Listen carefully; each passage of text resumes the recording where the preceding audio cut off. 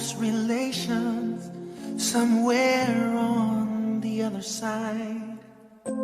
They've passed on to forever, but the love will never die. Sometimes this tired world starts bringing my heart down, but you've got to bear the cross if you want to wear a crown. I often get impatient as Father time keeps dragging on. I've waited through the darkness, now I'm ready for the dawn. Ready for the dawn. I wanna see heaven where the faithful carry on. I wanna see heaven, oh Lord. I wanna see heaven where the pain of sin is gone. I wanna see heaven, oh Lord. I wanna see heaven.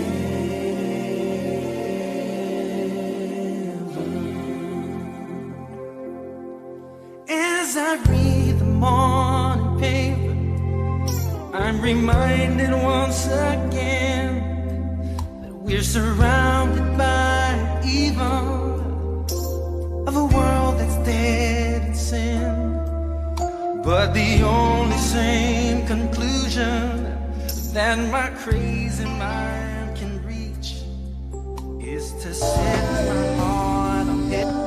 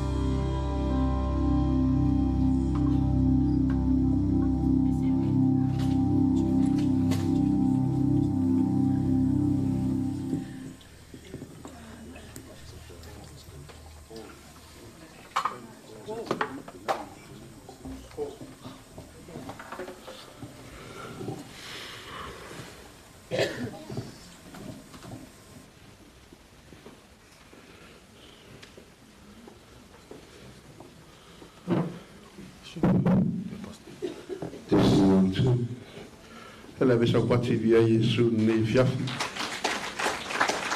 Ya ele ya ngai mai tonu le sa fatua te varalia tu pa ia la finga venga. Pa pe nana su mai lu nei fa man mole.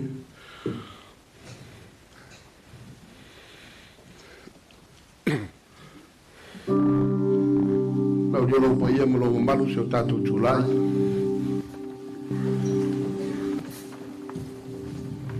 G-VAI. Yo e mo me matu se no foi da matu langa mo le una tu. Lo nga ngai e famu atu ya yo. Au foi ni ngalo se metasi ana me. Famu lo no swa pai. Ya, o atu ya ngai me lo tonu. Sa tatu na famu te loto ina ia o tau iloa le au soe i le mta upu ia o momoe ina ne ia o tau wha noa e pei o isi e le ai se wha moe moe o mātou loto tele ma wasili lo mātou manao ia o ese i le tino ai ana nofo i mātou ma le lei toi fo ya tu le fuefu le e pei ona ia ia ma toi fo ya tu le nganga i le tua o le na fo ina mai ai wa pa pe lava ona lofa mai o le tua i lano langi o ia mai ai lo na tali i tu tas ina ia le pano se tasi e patu tua ia te ia. Aia maua e ia le ola e whaamavau. O whetala iatu Iesu ia te ia. Pau nei o le toi tū ma le ola. O le patu tua mai ia te au. E le o lava ia. O te tui nā tui a te au tau le manuia. O lo manuia o te matu ia te au tau. Te lea matu e mapei o nā matu e lalolangi. O te matu ia te au tau. Aua le ato tuale o to loto.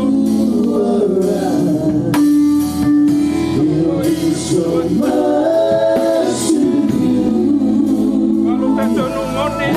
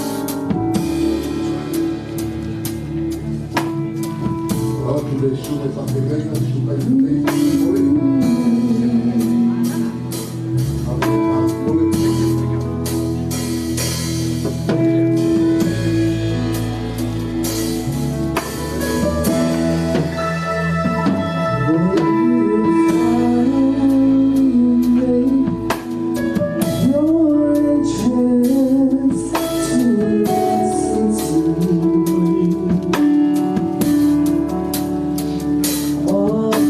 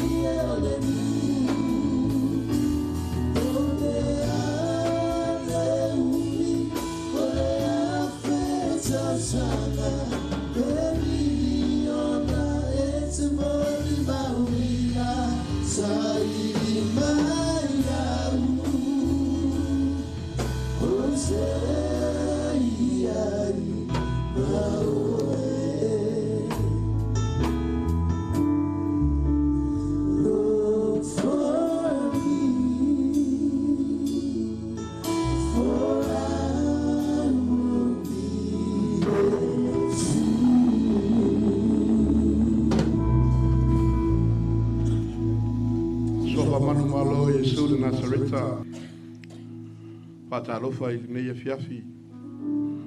Vai alo fai ngā renga tofi le tua mo lato fatua. Vai o ainga. Vai o ainga na lua. Wo mai masani. Fue fai mai mon mawina le sauninga fale ainga. Tina fatua tofine. Pe ona tato ia i nei fiafi.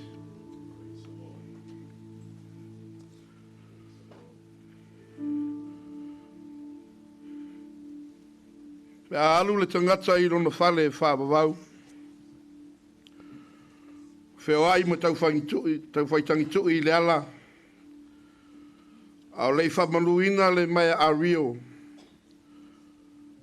O tae le ipu auro.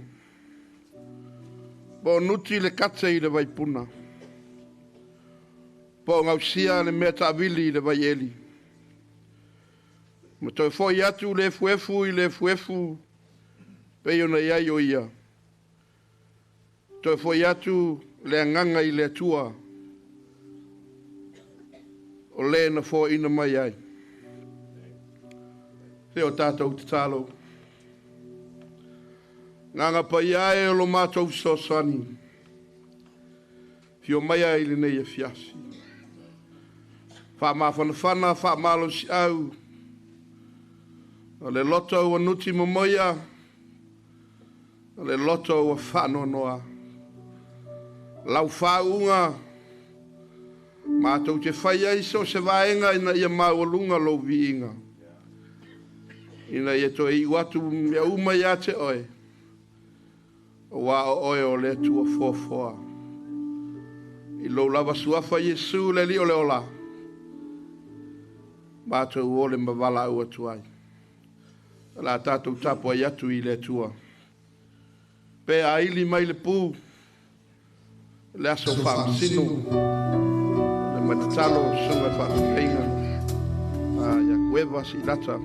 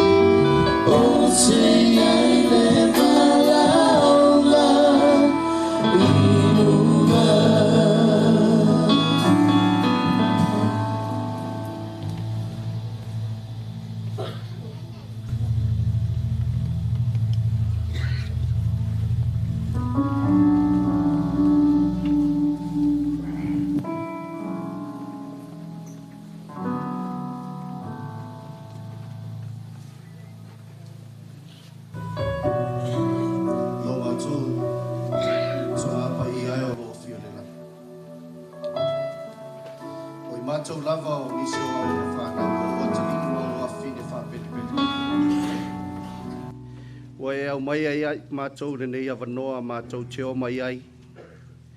O I mātou o ni ainga, o wō mai e māsangi. Mātou te whātaunuina renei sauninga whāle ainga. Se ia mātou ai laoina, ngā luenga le lei. Sa whātaunuina le mātou tina. A o se tua whawhine, o se uso foi. Ia Jacinta Gase Tanuvasa Afamasaga. A o iai o ia I lunga o le nei whonga ele ele. Mātou te whawhtai atu tama.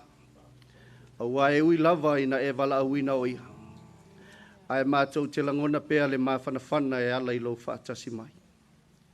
Mātou te whawhtai lau mea alofa o le ola. Mātou te whawhtai le tele o au whaamanuianga. E whamanui e nai lo mātou wola o mātou ia I le tino le nei tama. Mātou talo ia te o e tamau o mātou ia I le amataina o le nei lava sauninga whale ainga. Mātou te wala aulia lo nganga pa ia I a fioifo, ia taito luaina I mātou le amataina o le nei lava sauninga. Mātou talo I le nganga o lau fio ina ia whaamatala loto ma whaamanatu ia I mātou. Lau lava fuafua ngā poto e ala I le ata o le whaolatanga. Ma le mafua anga o le mātou iai lunga le nei whonga ele ele. Mātou te whawhitai au wae ui lava na e tatala le whaitotoa o le oti. Se I ulu whale atu lau au auna. Ai mātou te whawhitai pea au atu ua I mātou e toa tele. Mātou talo tama. Whawhitai le ata o lau whaolatanga e maise o le tongi ola. Alo mātou o li o Jesu Keriso. Ua whai lava lea ma whanawhananga ia I mātou o te toi. Mātou talo ia te oina ia whapena o na whanawhana pea le nganga o la ua fio. E le ngata I le tama, le susunga I le whawhengainga ia Afamasaga, ma le nofo le paia o ainga, ai maise o I mātou ua poto mai. Ia tu mau pea lo wanga le leia I mātou. Whamanu ia mai oe le amataina o le nei sauninga se ia o ilo na whai uina. Mātou te ole atu ai le suafa o le mātou o li o Jesu Keriso. Amen.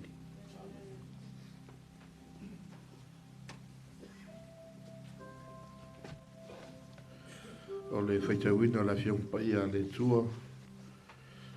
Pasa se meona la fiso Tanuvasa.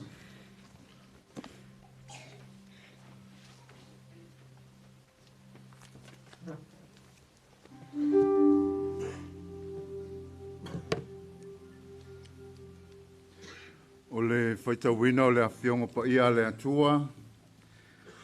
O le mau mai lea I le tusi a le poto Solomona le whailaunga.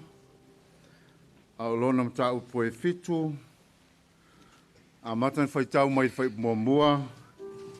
Se I whaangata le whai upo e lua. Whafonga mai ai le whaitawina o ana awhionga pa ia. E sili o na lelei o le tau leleia I le suau u lelei. Ma le aso e oti ai e sili I le aso e whanau mai ai. E sili o na lelei o le alu I le fale o iai le whaanoanoa. I le alu I le fale e whai ai le tausaminga. A wā o le unga lea o tangata uma.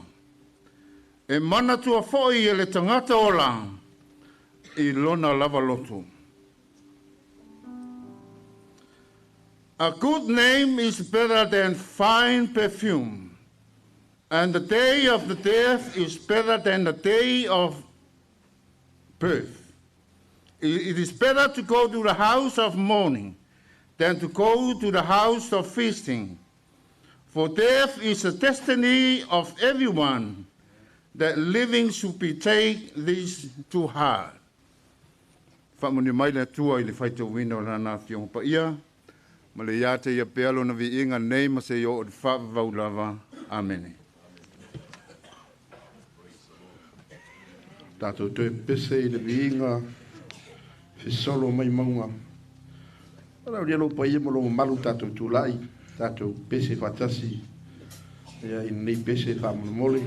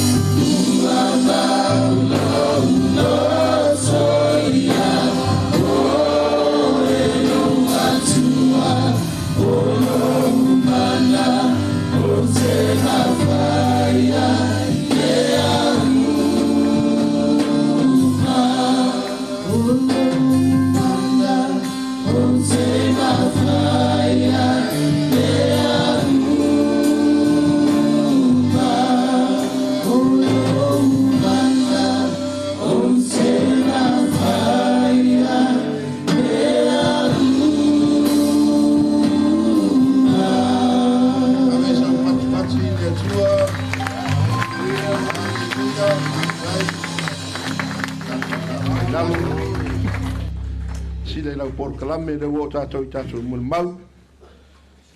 Ya, a umiala mun mau ore. Tasin minute a popo aturo lau tau au. Ya lo no winga o tau na umala mun mau. Praise the Lord. Amen. Yeah. Kids and grandkids, brothers and sisters. Yeah, pasolo mai lo tātou tātou mun mau fa moli.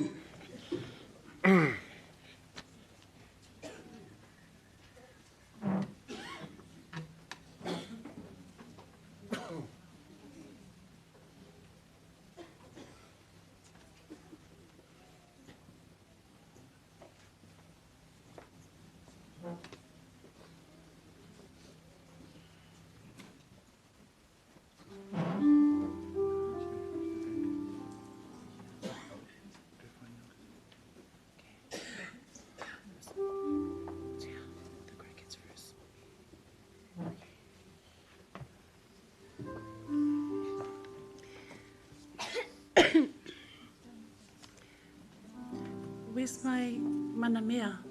Come, stand with me. And my goddaughter. Come here.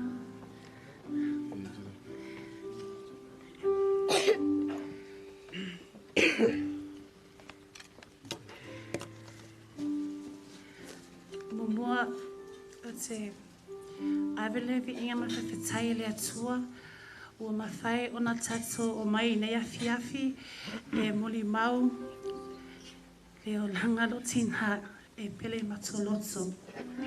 Ate whaatalo whaatu, I se su whai kengenga, whapea malatu whale tua. A inga e lua, mawo, masani. So, first of all, I'd like to give thanks to our Father above for his protection and guidance that we're here today to celebrate the life of my dear mother.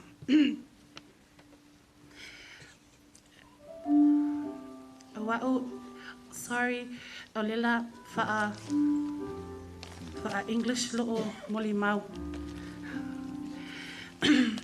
I'm the oldest in my family and the prettiest in my family.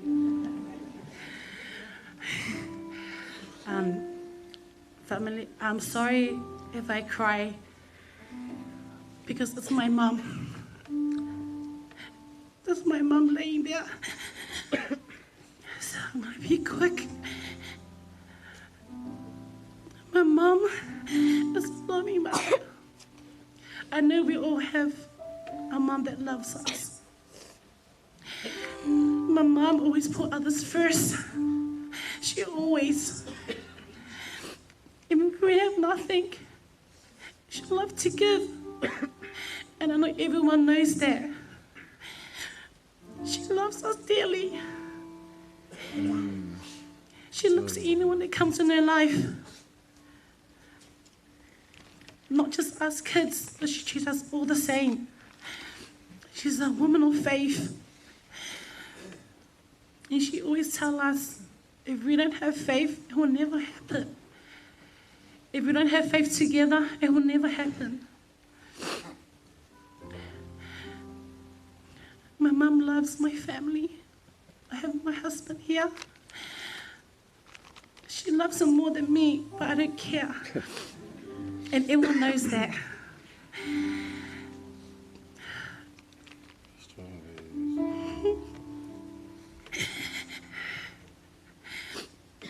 just gonna say, Mom, love it, I did it. No one will for your tail.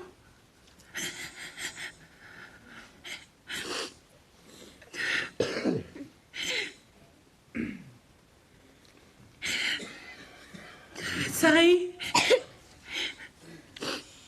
As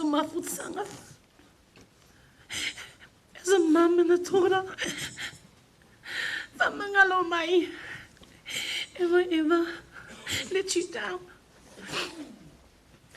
Thank you for the word of encouragement that you always give to me to help me, to strengthen love me as my faith in Christ.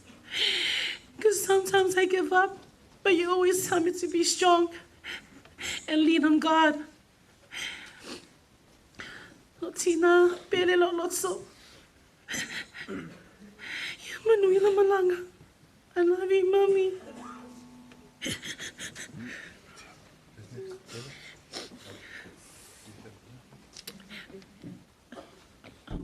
Goddaughter will want to say a speech as Mom's granddaughter.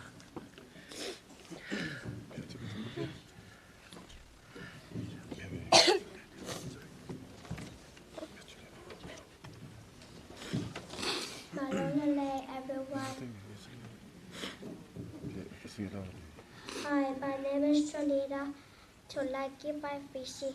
I am the second granddaughter and I am the best. My mom is here, my dad is sleeping. I also have another mom and dad, Archibald and Uncle Paul. They are my godparents and this is my beautiful Nana. Tonight I am going to talk about all the good things I learned about my beautiful Nana. My Nana was a sure lady. She was very sick, but she always showed us her strong face. My Nana was so wonderful and so beautiful every day, Sunday before church. She always looked for her lipstick and always liked to dress nice. My Nana was so kind to us, always helped us. She always prayed for us. She always take care of us. She always called us every day, and I will always be happy to talk to her.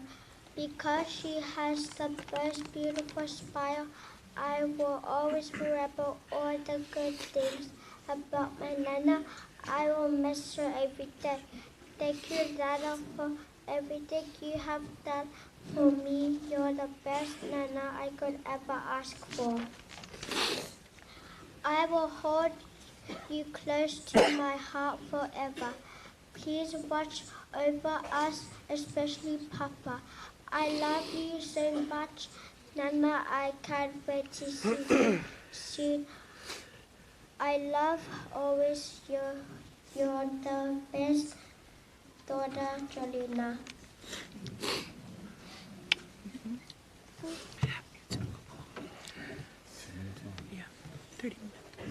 Yeah, God is good. All the time. Yeah, mona avele vi inga mafkai ka ka au foi ngai foi kula le aso yeah yeah mga le fa ka ro fa ku foi le la u pele la u lotso ile la wa fa ku pa ma ku foi mal a mi se sunga fa fengenga mala ku fa le ku a mi se le mala sinasi wa fa ka ku ile au mi fa ku mai fole o le mau foi singa o le family service a wā foi le whale tu ia mam foi e pengasi Jacinta i Afamasaga pere ke le foi singa kalala ku because for maua kalo I'll just leave it to myself and mom amen but o le makinga le was kinga lo fa foi was kinga foi le judgmental ele fa pe for le judge o le mele if you're doing bad or good or if you're doing wrong or right she will always tell and she will always for le encourage you for famalo si pe for le for come fight come fight so you love foi aquele foi que me it was for a commercial like ko mau for le for malo ko for my po se ma ko fasi alo but I know that she always she always loves especially her kids it's a really hard the fail of a single fan ka wa for lima evas kalwai I was lima pe evas kalwai I was up in here at the same place wa foi le valaunga foi makama so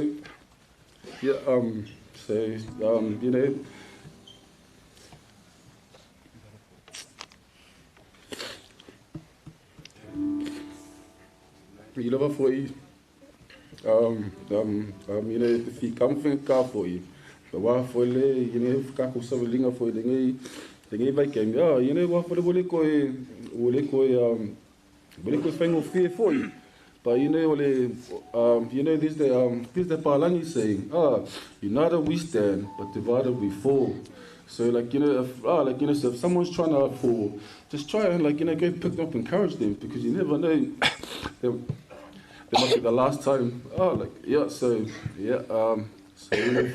especially thank you for the cousins from overseas, and and also and all the cousins that's been there from day one. I thank you guys as well.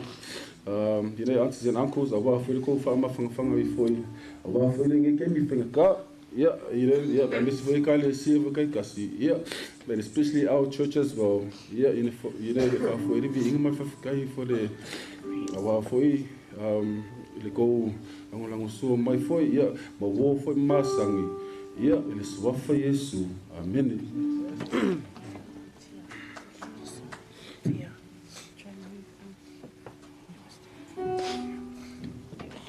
Hello, everyone.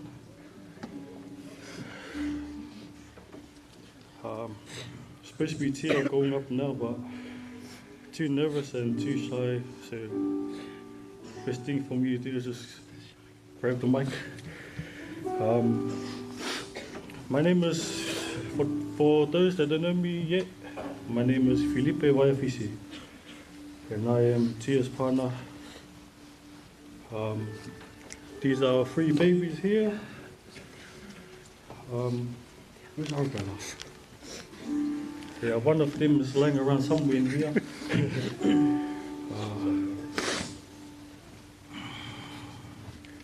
Man, to be honest, I'm not a man that will come up here and say a lot of words, but today I'll do this for Mum.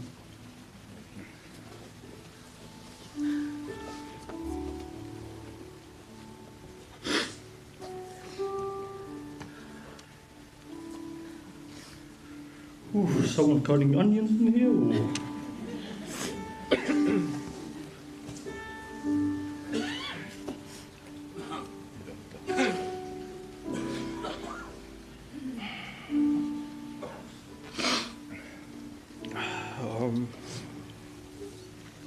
There's nothing else but to give thanks to Mum.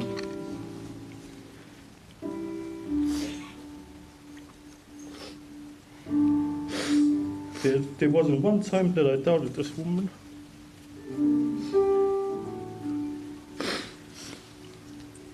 From the first day I met her, man, we clicked like a seatbelt.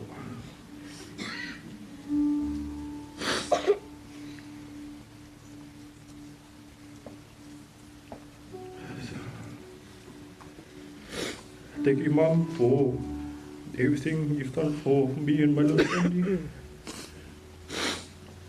Thank you for loving me as your own son. And for loving my family as your own.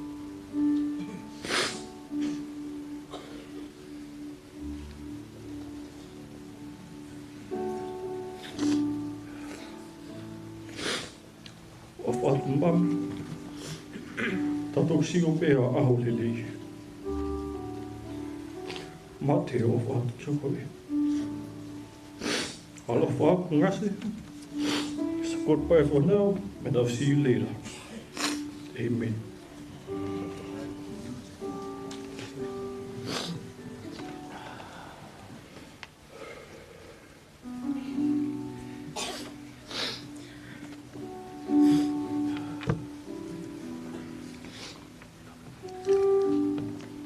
God is good all the time. Amen.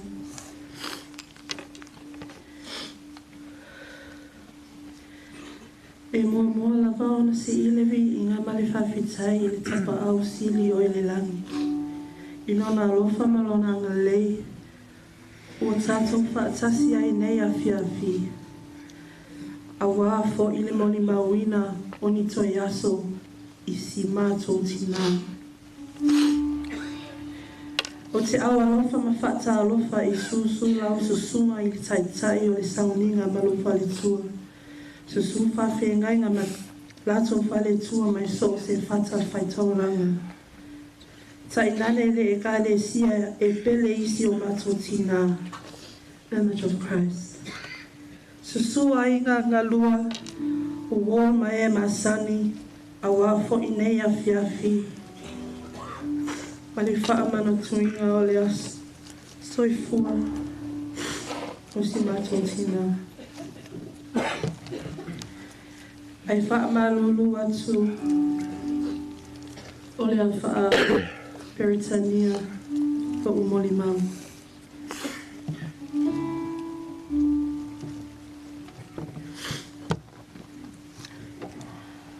First and foremost, I'd like to acknowledge our leading pastor for running our service this evening, to all our pastors and first ladies, our friends and families from both parties, greeting to you all in the name of Jesus Christ.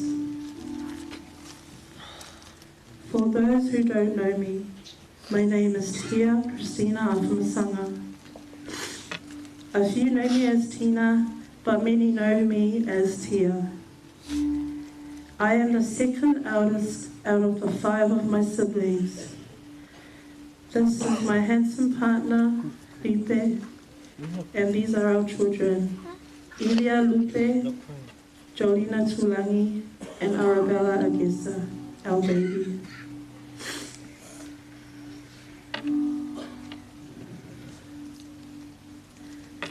How do you say goodbye to someone who shaped every part of who you are? That's the one question I bring with me today as we celebrate the most incredible woman I know. To be honest, I don't know where to start. The past few days has been the most hardest days I've ever endured. Pretending I'm okay when I know I'm hurting inside. There are no words to describe this pain I'm feeling, especially knowing that this is the new reality and I'll never get to see my mum again. To never hear her sweet voice again, feeling her loving arms, but most of all, receiving all the blessings she's always praying over us every day. Mom was the heart of our family, the center around which the world revolved. Her love was a constant, unwavering force that shaped us and guided us through life's joys and challenges. Mom was a force of nature, a perfect blend of strength and wisdom. She was a devoted mother, a cherished friend, and a beacon of love in our lives. Mom's warmth and compassion touched everyone she met. Her strength was our foundation. Her wisdom, our North Star. Her love extended beyond our family. She loved everyone and everybody. There was no hate in her heart. She was all about love and giving.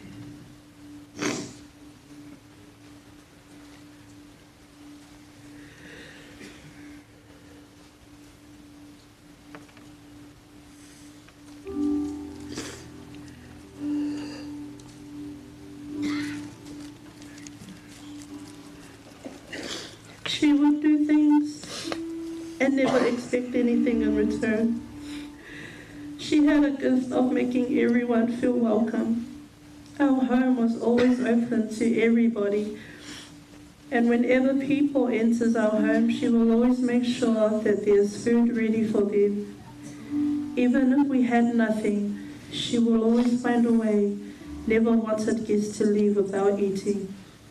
Mum taught us the importance of kindness, the value of hard work, and the power of a mother's love. She taught us the most valuable lessons in life, not through lectures, but through her actions. She also taught us to find joy in the little things, and that love is in the details, whether it's a small hug or lunch dates with Dad and my siblings, especially her grandkids. If there's one thing I could describe our mum, I wouldn't know, because I can think of many things. My relationship with my mum was beautiful. We shared an amazing bond. Ever since I became a mum myself, I started to realize what a true meaning of love was, and that's a mother's love for their children. We were her whole world, but my kids, her grandchildren, were truly her pride and joy. Every day of the week, 5 times a day, the phone's ringing. Without a doubt, my daughters already know it's her. Never misses a day to do a welfare check-up on us and our kids.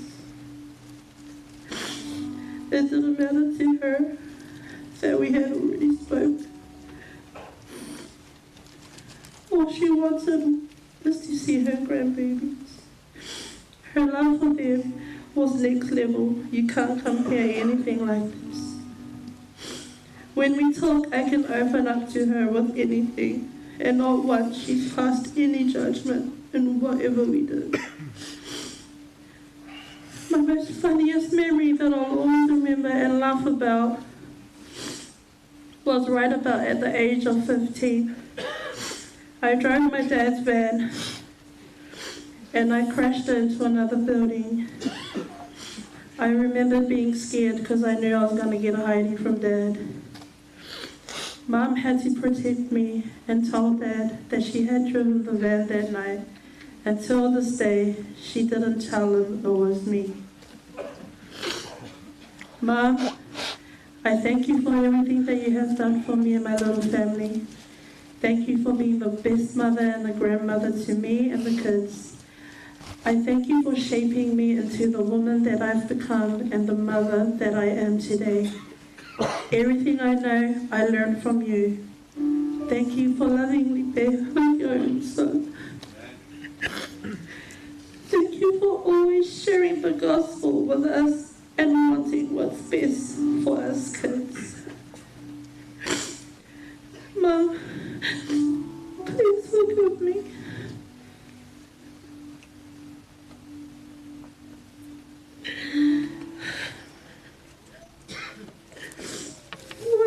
For whatever I've done to hurt you.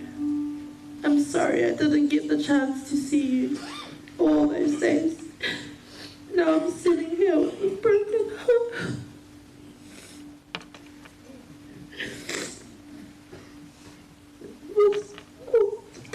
What I should have.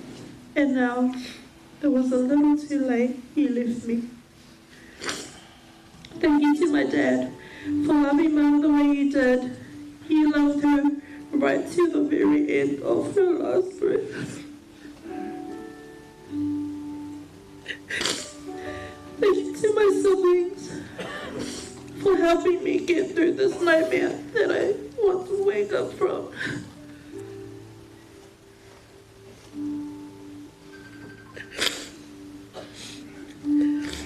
This is such a hard pill to swallow. It's like a needle to the heart losing Mum. But I know through the grace of God, we will get there. Thank you to all my uncles, aunties, and cousins, and godbrother from overseas, America, Samoa, and Australia. Thank you guys for coming so far just to be here with us. Thank you to everyone else that's taken the time to be here tonight in honouring Mum's memory. As we say goodbye, we're comforted knowing that Mum's legacy lives on in each of us, our values, our love for each other, and the way we navigate the world. Mum, you are our anchor, our safe harbour. Your love will continue to guide us always. Rest in eternal love, my sweet Mum. I know you're happy where you are. I love you always and forever. I love you more than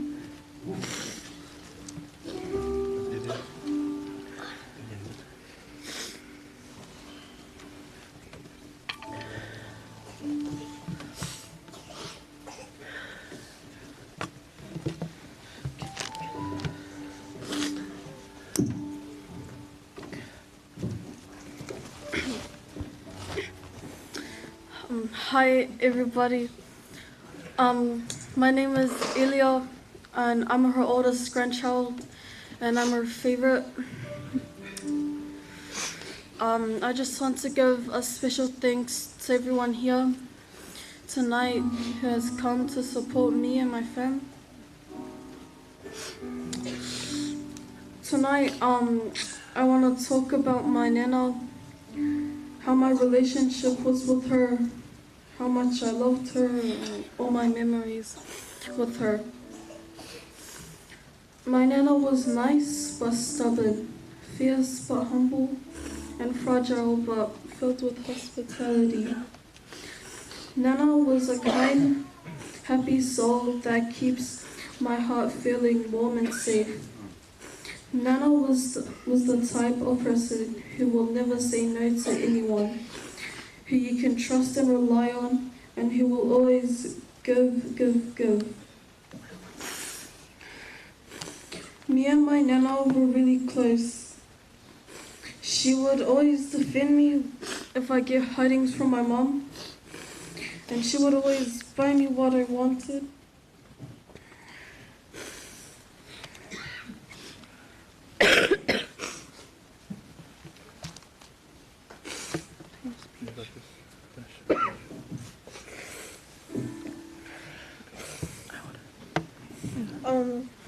I will miss it when me and my Nana sit at the table having dinner, laughing, enjoying life. But now, my life won't be the same without her.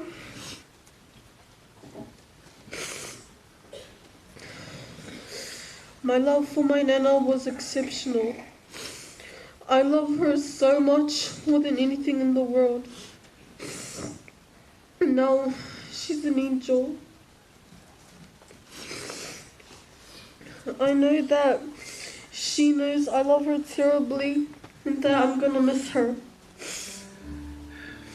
I'm gonna miss all the memories that me and my Nana created. I will miss you, Nana, telling me to take the little white hairs out of your scalp because it made your head itchy.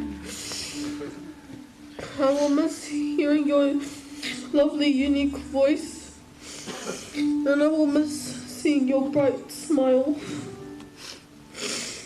I will deeply miss all memories we made, and I wish we could make more. Nana, you got your wish. I hope you're having a good time in heaven with Father God. And I hope you are with your family, resting in eternity peace. Nana, I'm really sorry for anything bad or harmful I've done to upset you. I hope you can forgive me. Fly high and see you in heaven.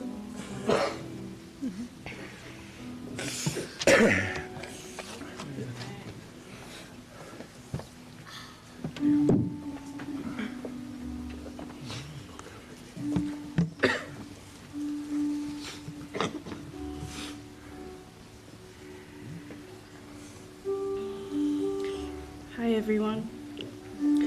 For those of you that don't know me, my name is Julia and I'm Naki's fiance.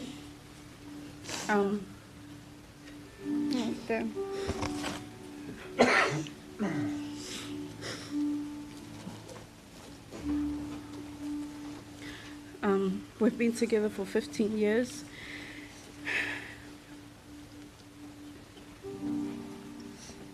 Oh, damn.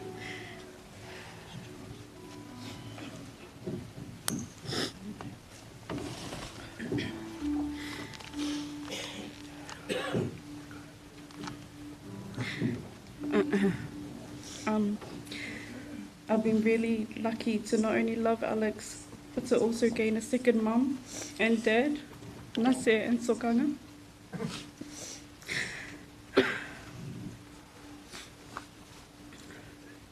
I have so many beautiful memories with Nase. When I lived with them, me and her would just sit on the couch and yap for hours. She would tell me her deepest secrets about Dad.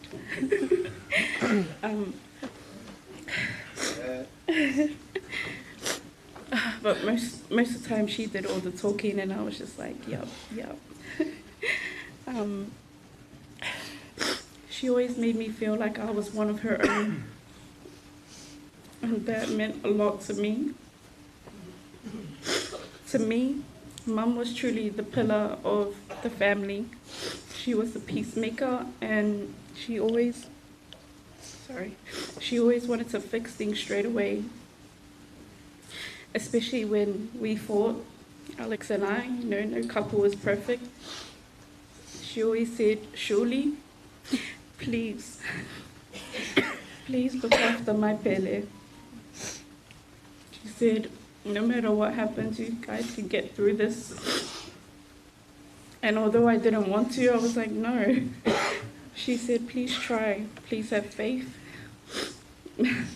please have strength, and love my son. Our visit to Gossamer isn't going to be the same without you. But I know you're in a better place now. One thing you made me promise was to always love your sons, and daughters as if they were my siblings, and to look after your pele. And I promised you that I will do. I love you, Mum, and I wish I got to see you before you left, but we'll see you in another lifetime. Thank you.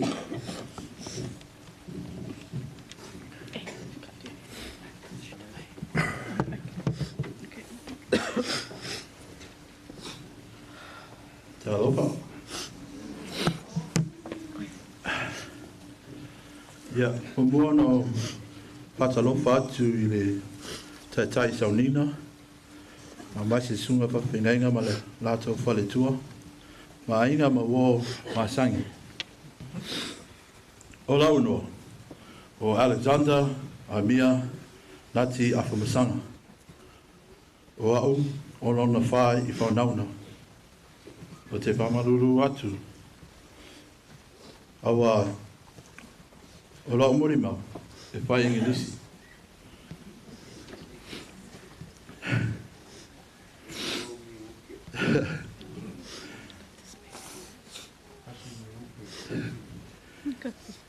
If I could sum up my mother in just one word, without hesitation, it would be love.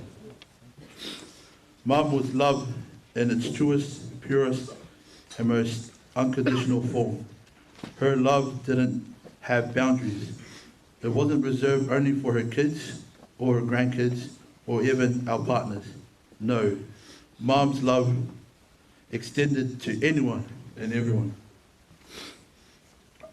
Her love didn't require any invitation. It had no age limits, no expiry dates, and no condition. It didn't matter if you didn't show it back, but my mom still gave it freely.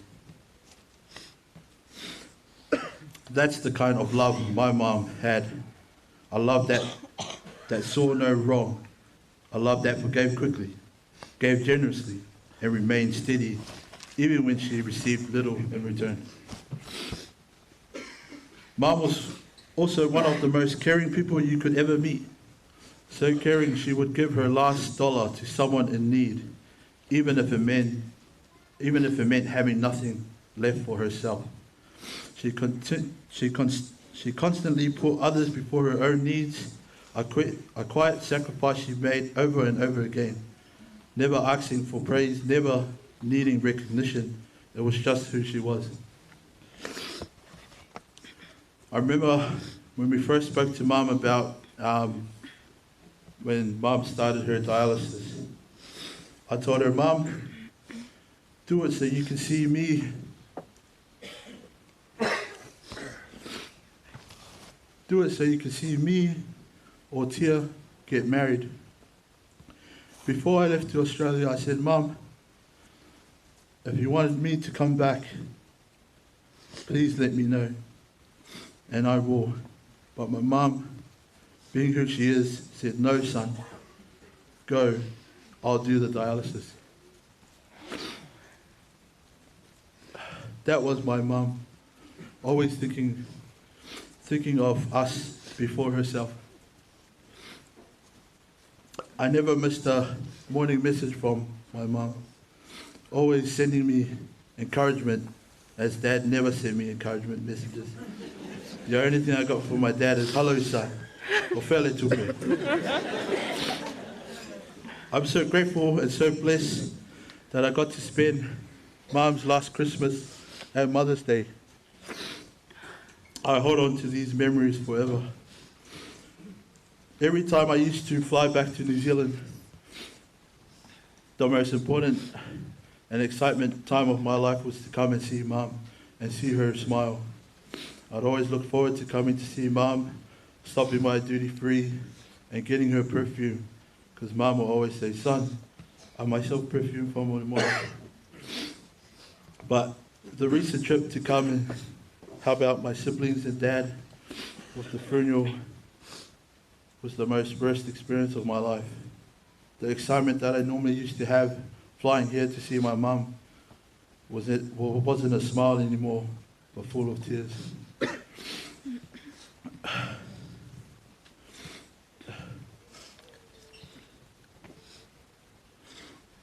When my mum told me that she would stop being on dialysis, I was so angry and I was so sad. And I said, Mum, why are you stopping your treatment? And my mum replied, because this is what I want. Please support me. Even then, she was thinking about protecting me, about not worrying me. I cried and I told her, Mum, if that's what you want, I'll support you 100%. It then hit me for a whole year when Mum went on dialysis. It wasn't for herself, but it was for me and my sister to one day she will see us get married. But Mum, thank you for giving us 1 year to spend time with you. Thank you for putting us before yourself. That's the true meaning of love, Mum.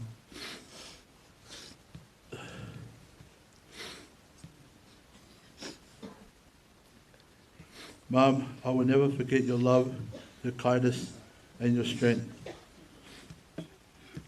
So I encourage you all, kids, if your parents are still alive, love them and cherish them every moment with them while you can, because losing a parent brings a pain unlike any other. Losing a sibling is incredibly hard, but you often still have other siblings, cousins, or close friends who can fill that space in some way. But when you lose your parents, a mum or a dad, that's a unique love between a mum and a son. No one can replace a mother. And so, Mum, manuelo malanga, o taimea uma, amen.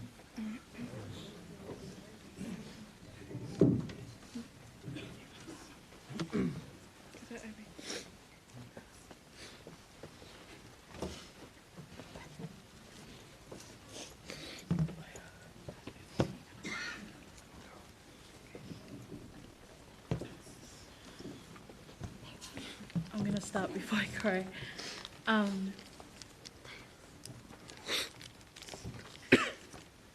When my mom was pregnant with me, she told me she had a friend.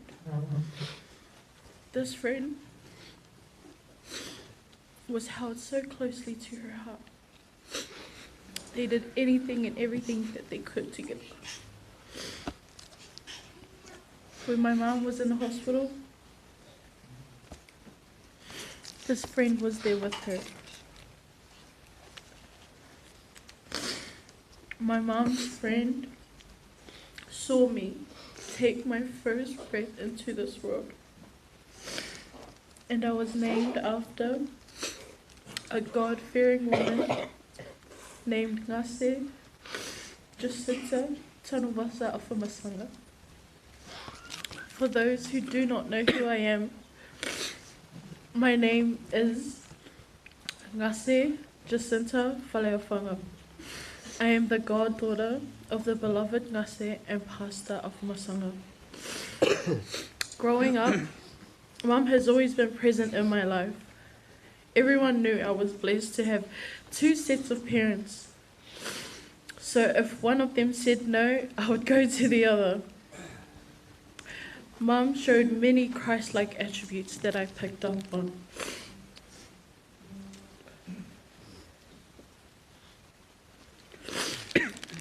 Mum was patient. She was obedient. She had a heart of charity and love. But most importantly,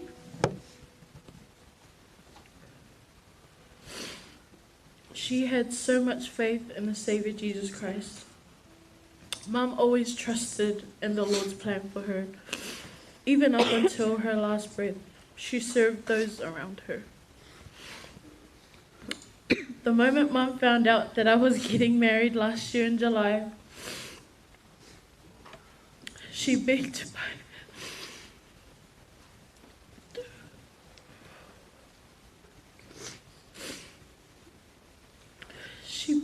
buy my wedding gown.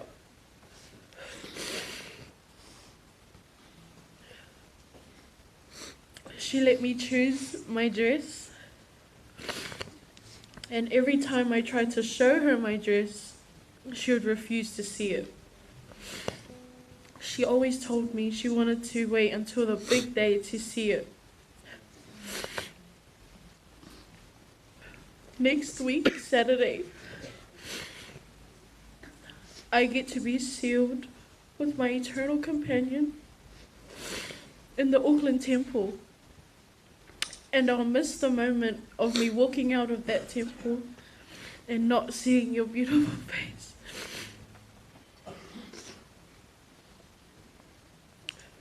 I know that you have the best seat in the house, witnessing me enter into this new and everlasting covenant. I know I'll see you again, Mum. I hope to be half of the woman you were. I have a testimony that families are eternal. I love you, Mum. Manuela Malanga. And this is my testimony. I say these things humbly in the name of thy Son, Jesus Christ. Amen.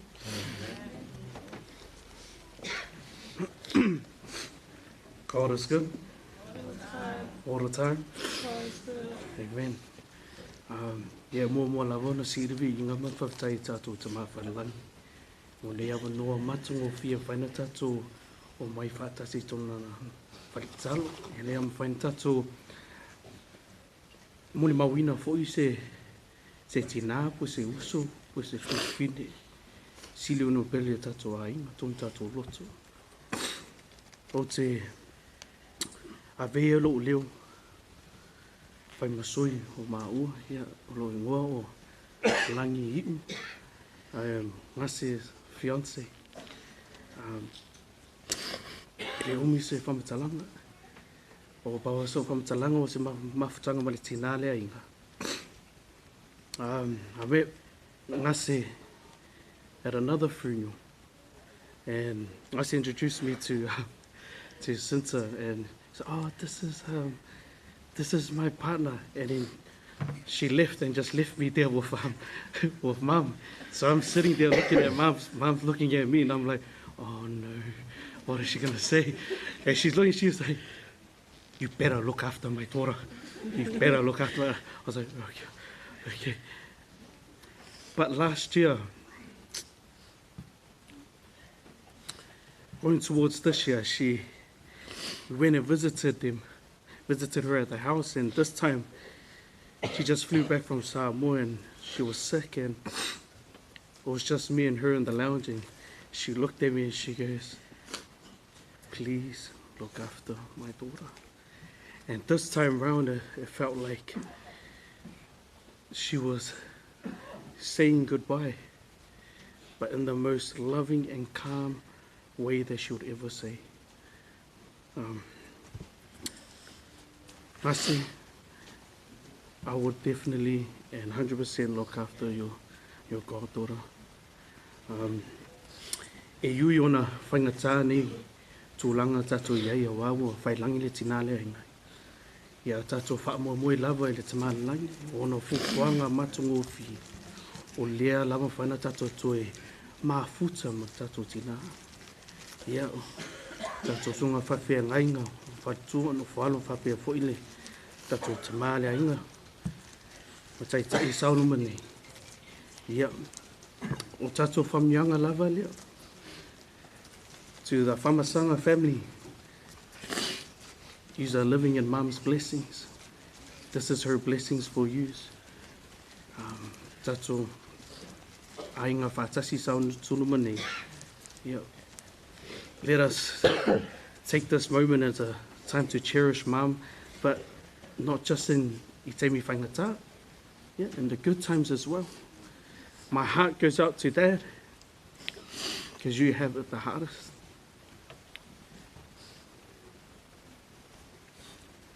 You have it the hardest because you lost your best friend and the love of your life who you get to not see physically.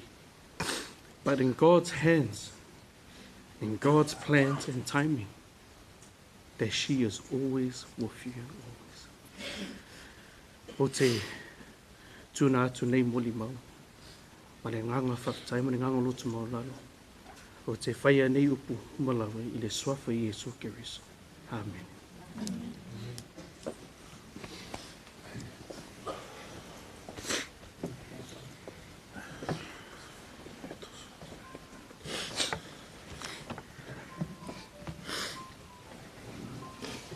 Welcome everyone.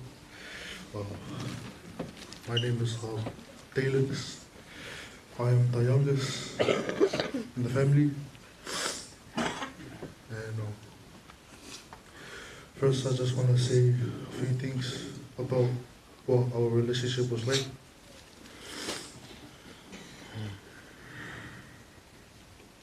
My mom gave me the best childhood a kid could ever ask for. I'm so grateful and blessed to have her as my mom. Me and my mom were really close. She was my best friend, my first true love. She would always spoil me and give me my love, and also make sure she was here for me. Mom, I miss you so much. I miss all your lectures, even though I never liked them. One thing that I will remember is when I would get annoyed when she would growl me off. But as I grew older and matured, I realized she gave me all those lessons so I don't grow up to be something else or somebody I'm not, and to keep me out of trouble and to be a humble person and always be nice to others and kind, and always do good in school, which I was struggling with, but Mom always helped me get back up and move forward. And I'm so glad I was able to finally do good and made her proud. I'll miss her laugh, smile, and love. She was such an independent woman, so always doing things her way and never depend on anyone. She was also a strong woman, from fighting her own battles, just not for only my dad and siblings, but mainly because of me. She wanted to keep fighting till she saw me successful in life and happy. I'll never forget when she was in the hospital telling me to be strong. But what hit the most is when she said she wanted to be here for my wedding and walk me down the line. And, I love and miss you so much, Mom. Thank you for everything you have done for me. I will continue to make you proud from downhill. See you soon, Mom.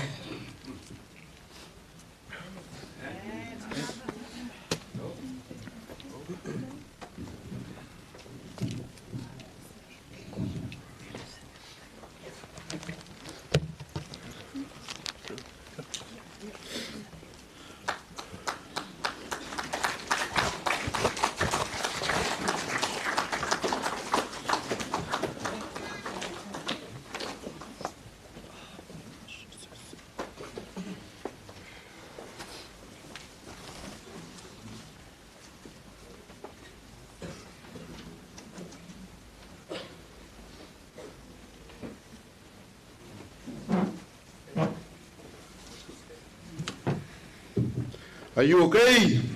Yeah. Give me a yeah. Yeah. Give me a yeah. Tato por kalame ya naua to mai yuso matuangane taimina mon mau fa mole.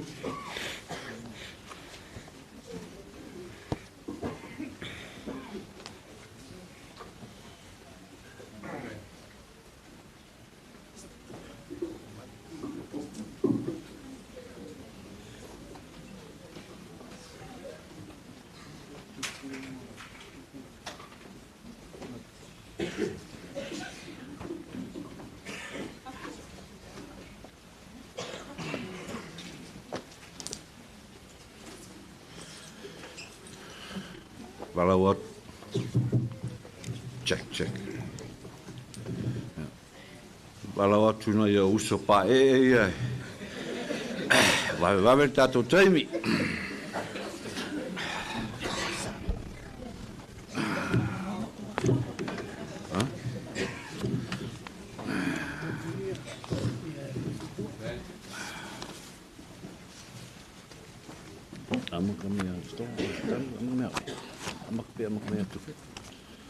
Ja, tula ia tu lewa mal wharoalo. O le amata mai le titir matou mon mau. Ja, tupu le amata mai a teo e le tofine latou programa.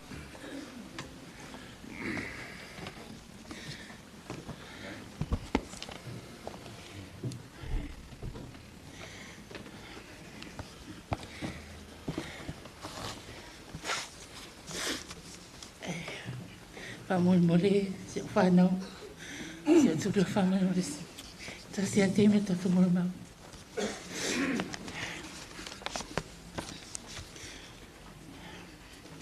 God is good. All the time. Yeah.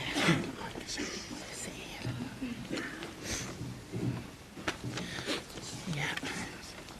E te auli ama mali whalwalo. O te solituina i o tātou sunga taitai nei, sunga whawhengainga. Tālo whatu fo i whawhengainga umama lātou whaitua. O mai masani, mahinga na lua. Ia, o te loe tāla fori wani i taunu mai le wii. Ia, pito leo au i so ia, noa au lea. Ai ri tu na tu simone mau mo lava fai lo atu lo ngoa o au onu tupu Tanuvasa si ilata o le usola ititi o Gase Jacinta Afamasaga o Gase fai ngoina e le tina o mātou tina. O le ngai noa atoa o ngase. O whapupu e se o mātou tina o Gase. O le ngoa Jacinta, o le ngoa le uso māsanga a lo tina. Tau tantanga i mai luma nei. Tau avalu i mātou. Lua teinei. Ai ona lau po ala po ai toi. Tai. Kono leo maliu ia matei a Gase Tanuvasa.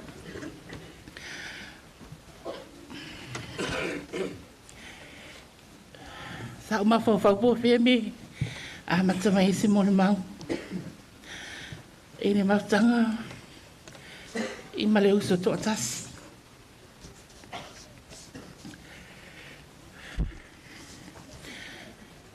Wale tero teimi. A mau I se mea o e ini se mo mau. E fa mai lava o na ia lai titi. A oi matua. Me na ia au lei. O te fasa o ani nā tala. O te fia. Te nā tu se solo sa o tu sia mo se o so tō tas. E wha pēle solo no tu sina.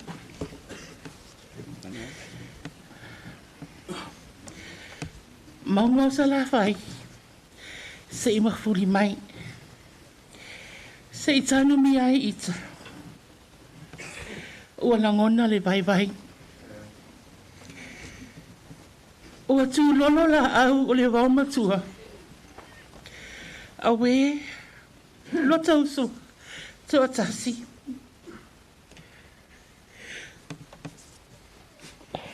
Ua tū ese tā ua. I le wala au pa ia, le atua soifua. Ngā se, lo uso pele. O e lo wanganga. O e alo sei. O la ulosa fua matala. E rei loa, po a whienga loi oi. Ua peita ita o se tangata, ua le ai se wha moe. O e sa whai, malima tamtau. Awana tā ua. Tēnio tā tu whānau.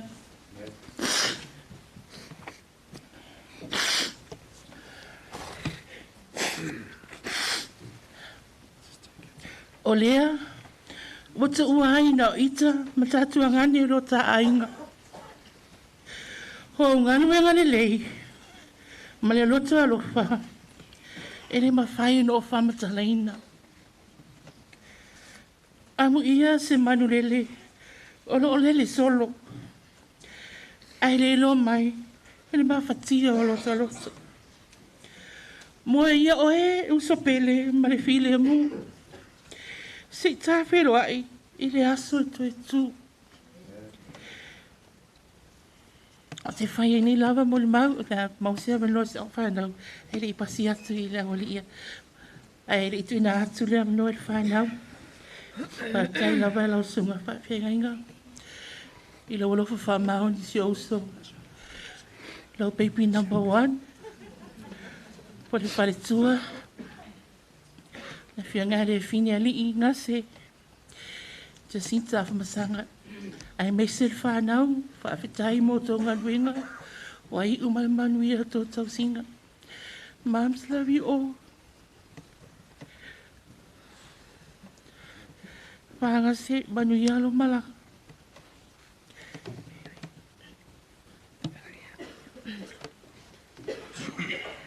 Talo falawa. Family ata o lea o whapitania mai lo moli mau foi kau pasti mai lo fa Samoa. My name is Filipina Si'ilata Samoa. I'm the oldest, as you can see. It's just me and my brother. I'll just try and be quick. I was raised by goodly parents alongside this beautiful woman and Pastor Sokanga, alongside other of our uncles and aunties. I can go on and on about how life was when she was around, the many memories I've had when I had the opportunity to stay with them and my cousins, the many memories I at their house. It was a house of warmth, love, and laughter, a place where I was always fed, clothed with new clothes, and spoiled. Sometimes when Auntie and Pastor would drop me off, I would cry because I didn't want to go back to my house. She took me everywhere, her and my cousins and uncle, pastor. They took me to church, to Ngaki's rugby games, outside the casino where she'd go in and try and win us a lucky. To bingo, to the movies, or to just Macca's with Daleks. This beautiful woman forced her brother, Uncle Seal, to drive over to mine just to say goodbye, because she wouldn't be able to see me off at the airport the next day as I was preparing to leave for my mission to the Philippines. My heart broke seeing her cry while saying goodbye, knowing that I might not see her after my mission, especially with her health condition at the time. Later on during my mission, I was blessed to be transferred back to New Zealand and to finish here. I finished my mission a week before she left. Her home was always a second home for me and my brother. She was there since the beginning, by mom's side, giving birth to me to my 8th birthday at school, making me the star of the classroom with my cake, with tea, until the day I got to finish my mission. Instead of making me sleep in front by myself, she would always sleep with me and would talk about everything. In the most weakest and tiring moments, she stayed faithful and found strength and motivation to serve and love others. Her selflessness and compassion is what makes her stand out from this world. Putting others first before her needs, consecrating her time and talents to help others, and most importantly, to doing the Lord's work alongside her baby number 1, Pastor Soka. Uncle, thank you for loving me very as your own, and your eternal love for every human being you have crossed paths with. I love you, Auntie, until we meet again.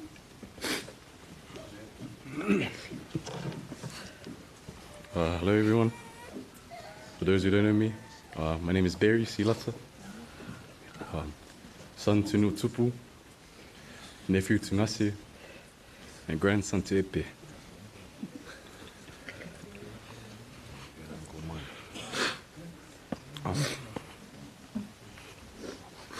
My grandma and auntie passed on the same day.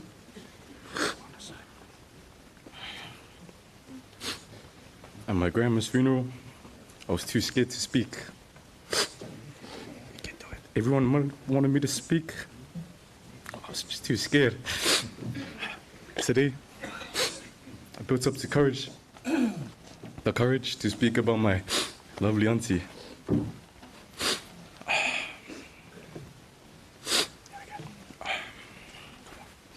When I was little, I remember me, Daleks, my mom and auntie, we wanted to drive up to up north to visit my uncle.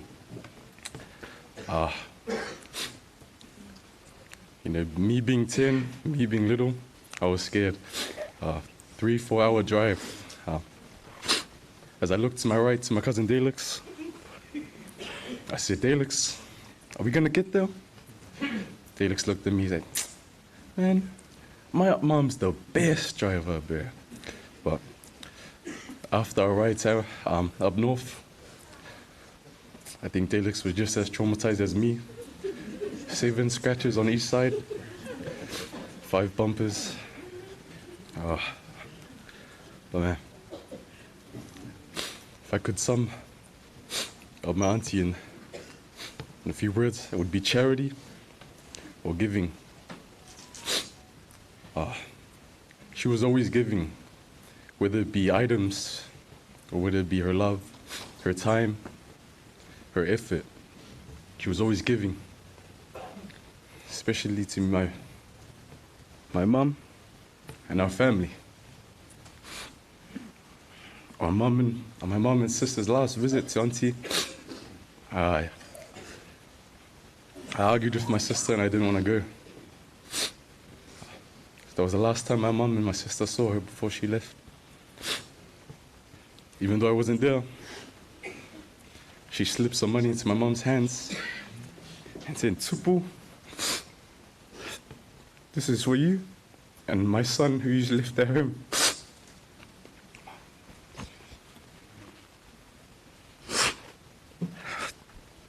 Auntie, I will always love you. It's a learning meal. It's a fear for so I, maoi. Whawhetai mo mea uma, sa e whaia mo malu o a inga. Ai mai se lau tina. O te misia oi, ai o te iloa, o te toi whātasi, ona lea lofa maleanga leo lea lii. Ia manuia lo malanga. I love you so very much. I le swafi Jesu Christo. Amen.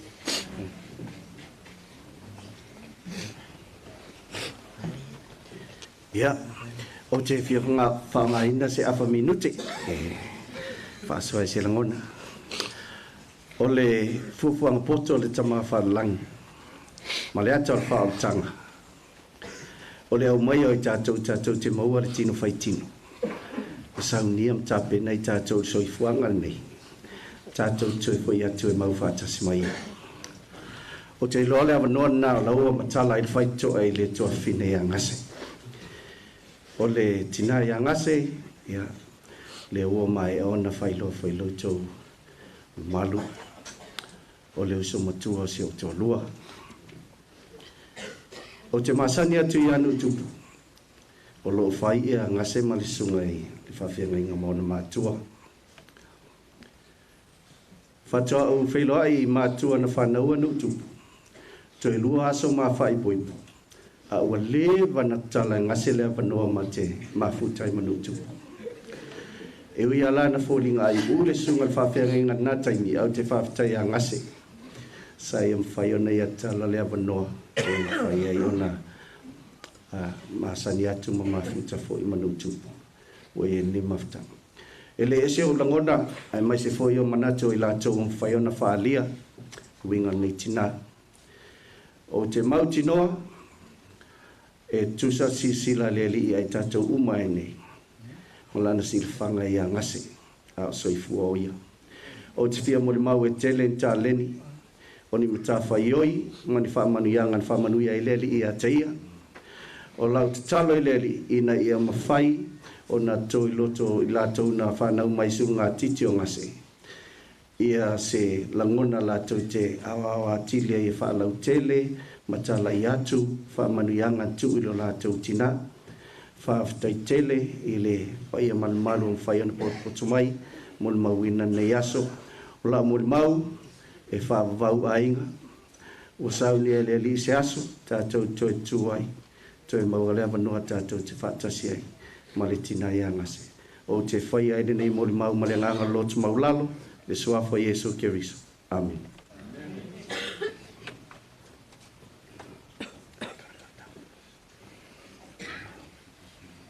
Amigo.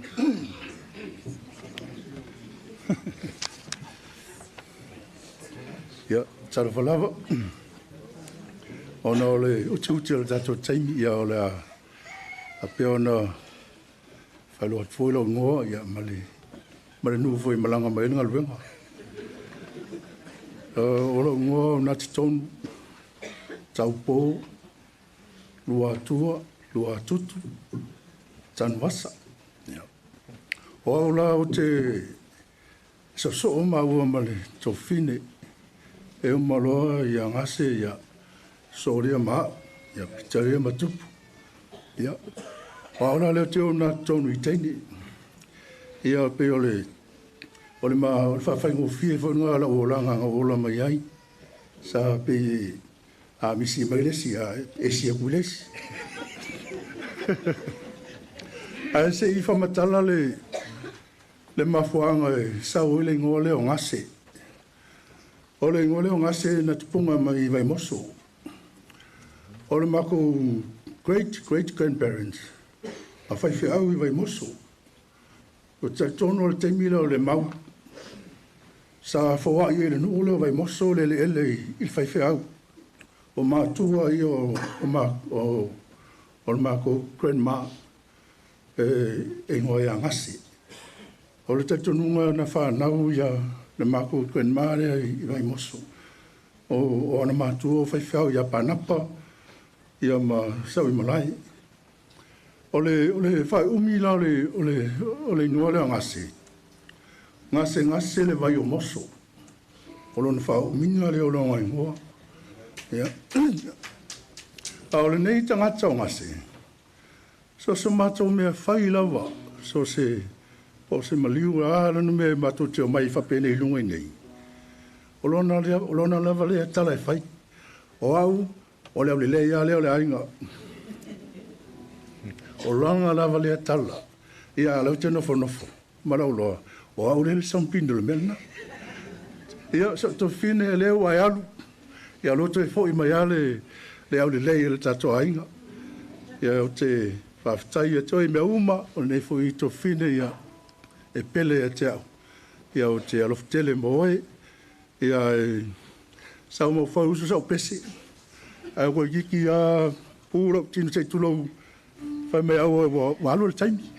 Ia te o se ia le la le usu ala la pesi. Ia se usu tai au. Ia fa tai le fio mai, tai foi le fatasi mane asu. Le fia tato te mon mawina ia aluenga ma me uma na fai nei tina. O te whairina wa mon mauri safa Yesu. Amen.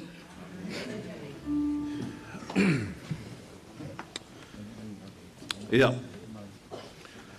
Tūlai fōi ma le wharoalo, le awa. So le tuina fōi lau tō paia ma lau tō maru. Ia, o au le umaro ngase. So lo le ma. Tupu o nati ngasi ma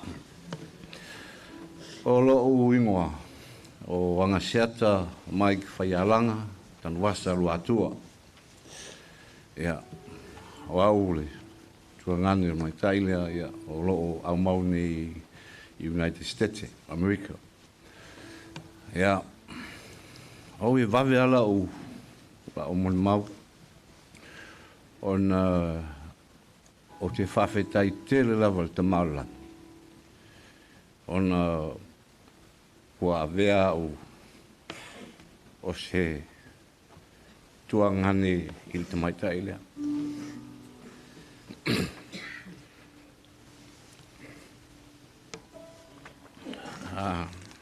Au te iloa. Te iloa se whamonianga. O se whamonianga le mea lea o la vea o se tamaita. You're so too fit. I tonu se ainga. O le mea lea o te whaftai tele ia o ta maolangi. Ma mori ronga whaftai ta maolangi. O ne se tua fine o ia te hao. E ui na o ma vai atu lo na soifua. A eilo tal tununga. Le sa o whalongo le mo le mau Tears partner. O whalongo wa maile lilea. I'll see you later. That's exactly le asune. Mātou ki le whātou whae, mātou tō whine. Ai mātou te whapea atu he. Tātou toi wheroa. Ia wapi tātonu. E ei sauninga. O umana saunia te maolangi. Ine whaina whaatasi a inga whawau. For ngase, on your wedding day, don't be surprised. You might feel mom's spirit in there. Don't be surprised in that temple. Pay attention, because you might feel her in there. For Ngase's kids, my nephews and nieces, everything's going to be okay. All right? So life goes on. We were born, we live, we experience the life, and we go back. So everything's going to be okay. All right? Just look after your dad. Afamasaga, Baftai Lava. Thank you for taking care of my sister. I love you, brother. te alofa ia tātou umalawa le suafa Iesu Kristo. Amen.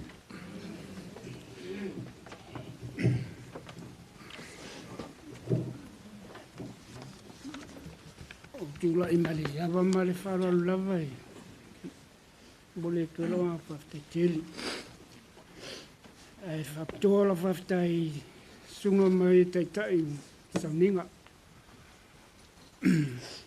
e ne temi ia ne temi fai to sa mau ia o ue longa lua mai fa nganga ia matua lava le tu ia Tanuvasa. Ia so ato e leo ai e mo pena fai ngā kura ngā o ngō sio o alo sio Tanuvasa. I le mama whakanga ma le kuwhingi ia pe au kōsitu o si kuwhingi e se le lofa i le whapiko e lofa i so si kangaka o ngō uso o ngō ngangi mai la tō ma e mase le kalesia e mo whelo whaftai atu le uso ia teme Afamasaga, o sunga ia Afamasaga, mano whalu. Lato tausinga si o si mato tu whawhine, whaftai tele mo me umalawa. Whamele tu ia tō whanau. Ia au sau le tausanga e po se mea le valuong. Ole tu finele sa o nofo ia vai le lopo o matene sa o nofo e tau samba sa mo ia ele fai poi po atu ia teve te mo mama sani ma teve ele felo e mso tu fini no fa pere a voi coples ia a wilia fa stai mo me o mateve i lo tau singa i simato tu fini.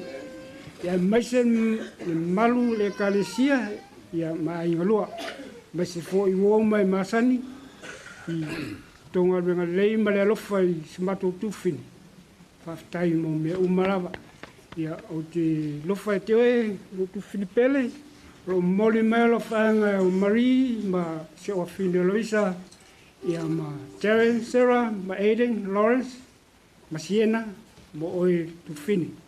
Emmanuel Malanga, God bless you. In the name of Jesus Christ, amen. Amen. Ya, koke.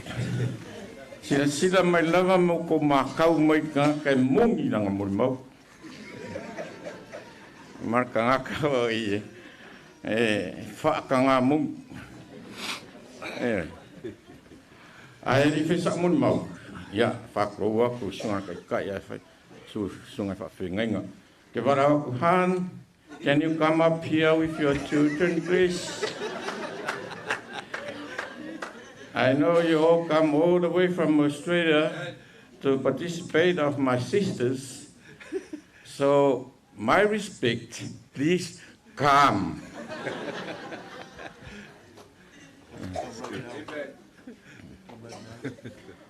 Oh, ngasi e matua ya tupu.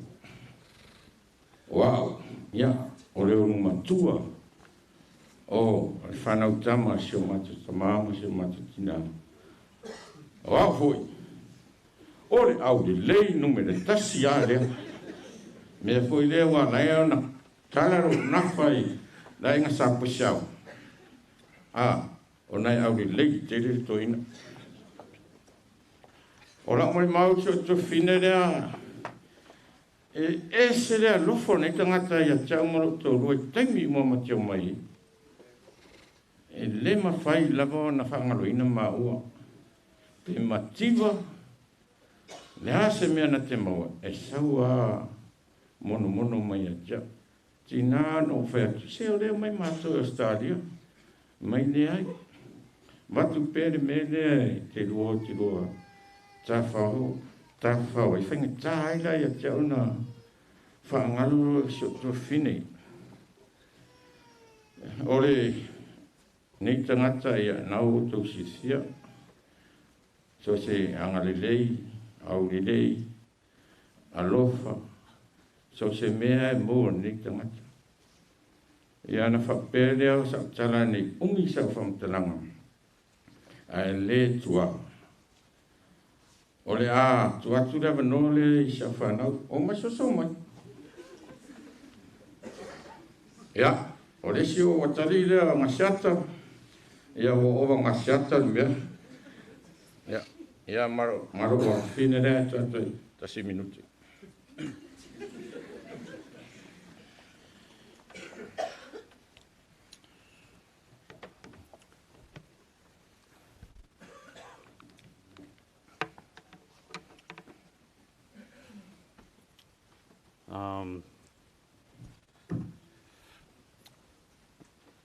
There is, we all have weaknesses, but there is one weakness that everybody shares. People who have lived in the past, people who are living now, and people who will come into this world. And that weakness is that without Jesus Christ, none of us will ever make it. And I think about that in times like this, because when things like this happen, where do we find our comfort? How do we know that everything is going to be okay? And whichever way we look at it, it always comes back to the same thing. Our comfort comes from Jesus Christ. Because of Jesus Christ, death has no sting, and the grave has no victory.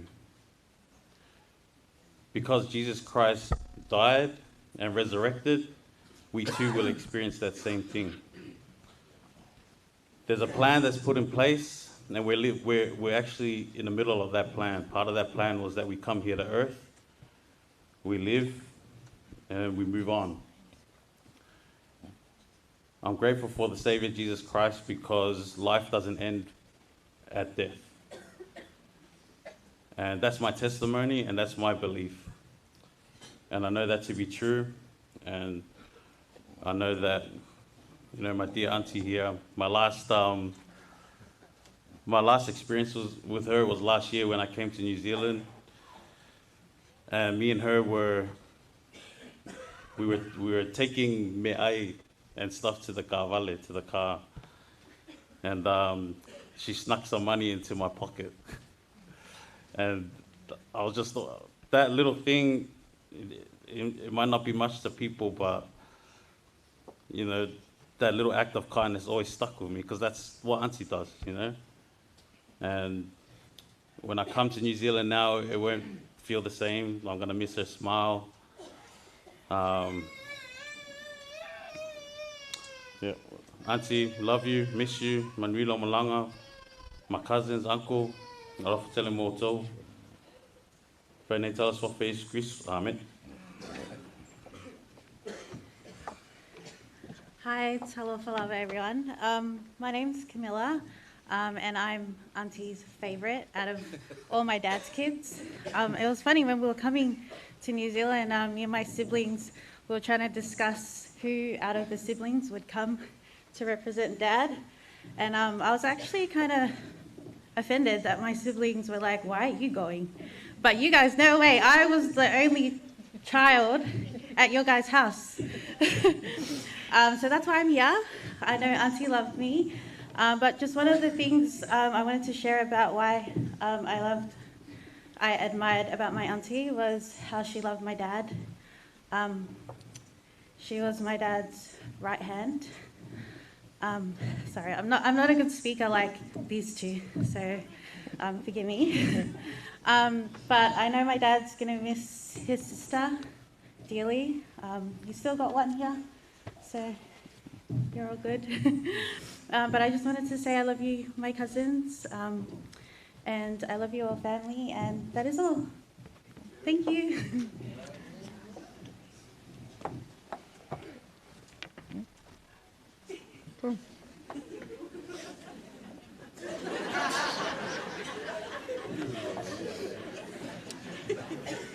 I le ava mal whaaloalo e tūlai atu fu e whaisina tala pupu i le uso i a ngase o te whatulo atu ai a sala se tala i a whamangalo mai au au auna. Ia ngase whaftaitele lava I mea lava ne whaia mo au malotua ngane mai whanau.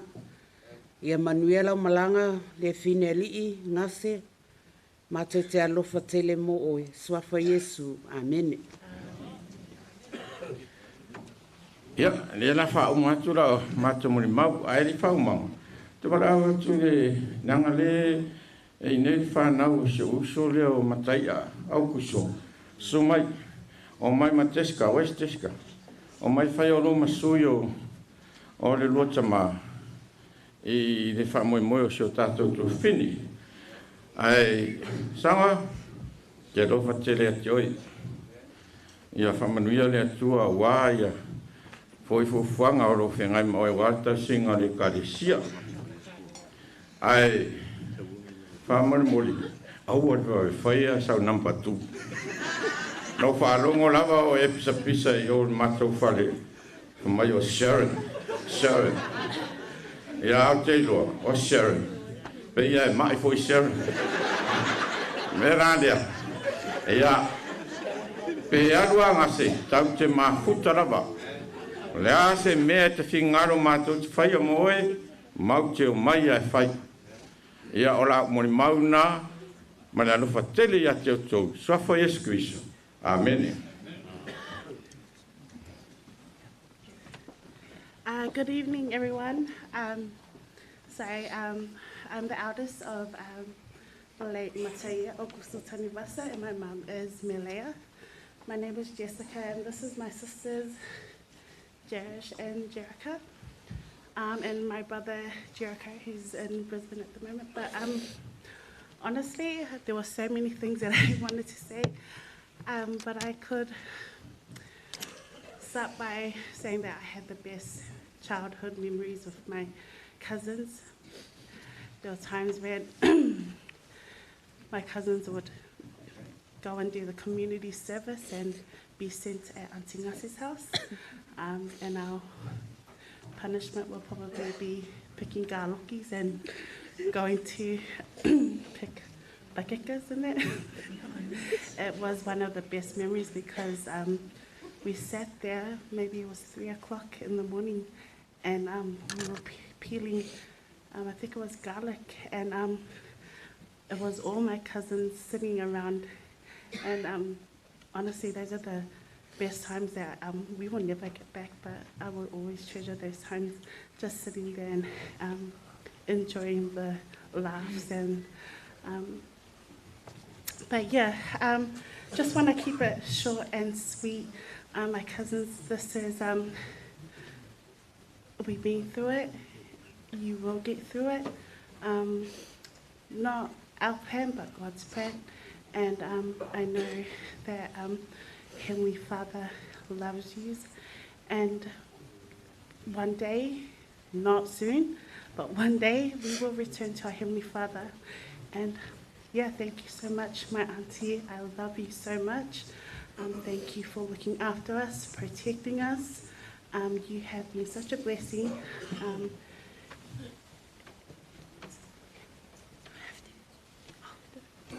And I humbly say these things in the name of thy Son, Jesus Christ. Amen.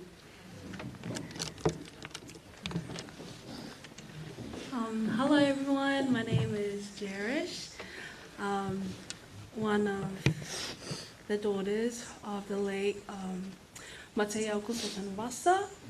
I'm the real princess. Everyone knows I'm his real Bele. I wasn't planning on talking today, but somehow we ended up here. We've travelled from Brisbane, Australia. We moved over 2017. Yeah, but my cousins, they didn't expect us to come, but without a doubt, we were on that plane, making sure we're here to support them and be with them through this time, because myself and my siblings have been through the same thing with losing dad, and they were there for us every step of the way. My auntie, she was the best auntie ever, and there was one memory that I remember back when I was young was when my cousin was still here, Jocelyn. We were all at Otara. I can't remember who was in the car, but they were getting, my cousins and my sister, I think, were getting angry at me because I was back washing the drink, and they didn't want to share it with me. They didn't want to share germs. So my auntie said, go buy another drink to someone. And I wanted to drink that drink as well. But she said, no, just drink the one that I already drank. And so I drank it and I was still crying. But later, I think it was later that day, my auntie was like, I'll buy you all the drinks in the world. Don't worry about it. Who cares about the girls? They're just big bullies. But yeah, knowing my auntie, she had a big heart for everyone. I'm sorry if I'm rambling, I just don't know what to say, but yeah, this is all I can say for tonight. All right, this is Jerica. She's not the belly, I'm the belly. But yeah, thank you. This is my volleyball for tonight. In Jesus' name, I say thank you again.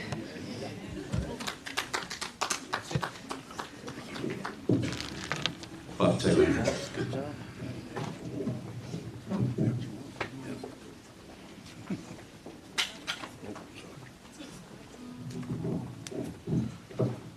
Malolo sa I lewa tanto o mai vanga le Tanuvasa family.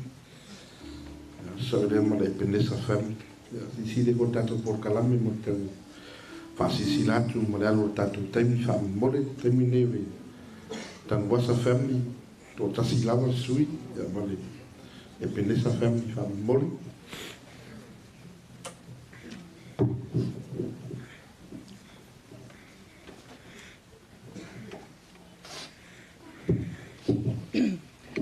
tailo stunga tai mo le avanoa.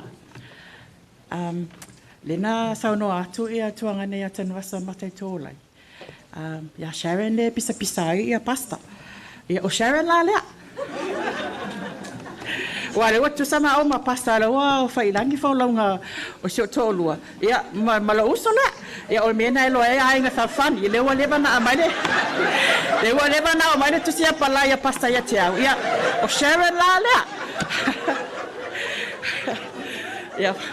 Ya mea ka kalie ai au ke makua mamawa ya pasta. Ya o lo ingoa o nu au sala Tanuvasa tia. Ya o malie le finangalo le o stasifi o sao nei ainga ya Tanuvasa seniolo. Ya masia o mato antile e o ani o le tua fine matua lava leo ili nati o le tamau o Jacinta fale tua. E fo e vea e fai masuio matou ai a fai la mo o te tarsanga tuna yo cousins fa mo le matata whanau su malunga I se tantanga e me la fia I le ainga tamau ngase I lunga I fa mo le o na matu tupu I fo moa o lo tina o Vienna o lon tuangane o nati ia o le mato o lo faiale I le fionga I fatua ia po le sunga ia le finiele ia po ton koko foi lo na ngwa tau po mai la ingo son tinai I le moenga la ingo sa ale pia ia o mai le fio men mako ainga ia I tua vai la ona o lo fia ia I foi le ingo fa na utene a ili natima ma epi e sen mana ia o fa ingoa le la tamateni matua ia ngasi o le tina o epe ia ai fa ingoa tamatai le onu tupu I le mato grandmother le tina o ili nati o le mana ia o le mato tupu I fola I Samoa ia o la tau e nofo lava I vai alua mele ele aulo I vai alua wa o mena e la wiloa ia pitunu le vai alua wa ele aulo wa e fai na le pulu o fangosea le fatau I luma la wala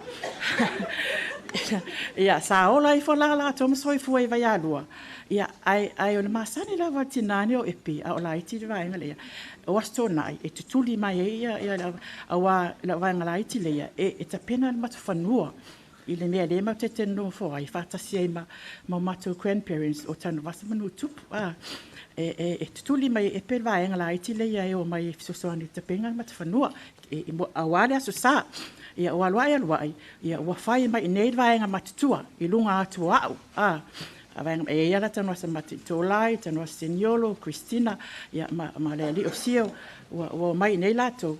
Ia ai sisi e lola, sau nei perise, wa perise tupulanga mātou ma le ali longa sa tawhalanga. Ia la wa mai lato i nei New Zealand. Ia ai sisi loa ma ua matai au kusol vaenga la iti lea, tupulanga lea tonu matwha.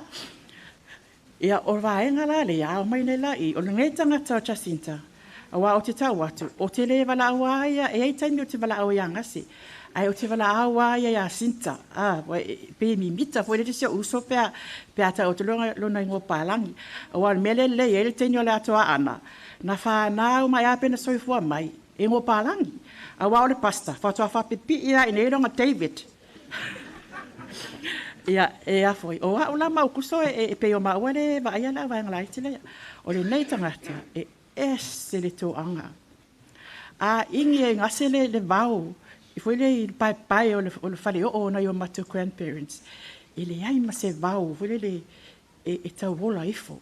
E ingi uma i lunga vau o lau wame o le tō anga ia, tu mama, o le nei whaltua.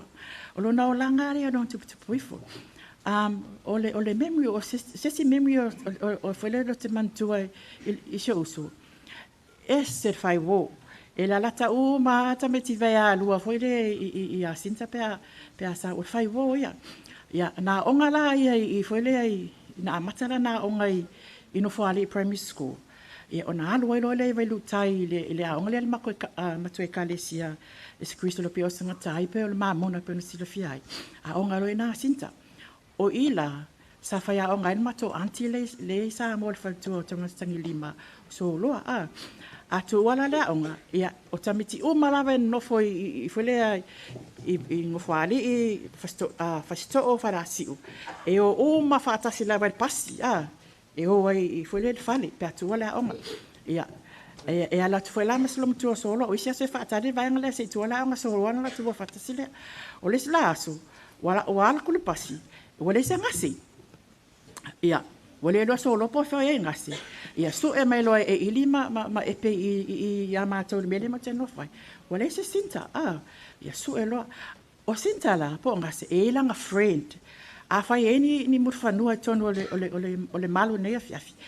E ele friend a, lana best friend a lea, e ngoia Julie Gray Maumasi. E tala ni tonu ala tō whale whasa mamona i nā murwhanua.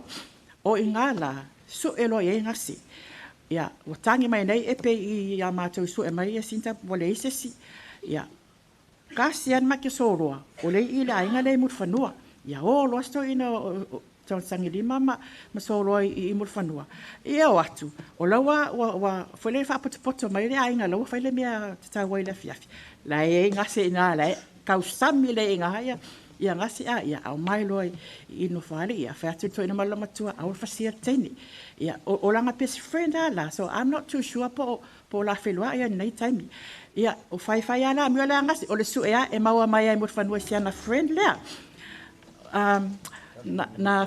Masalo po le sifulu wha, po le sifulu lima o tausanga o sinta, na au mai elo i nei New Zealand. O la uala male li leo nati.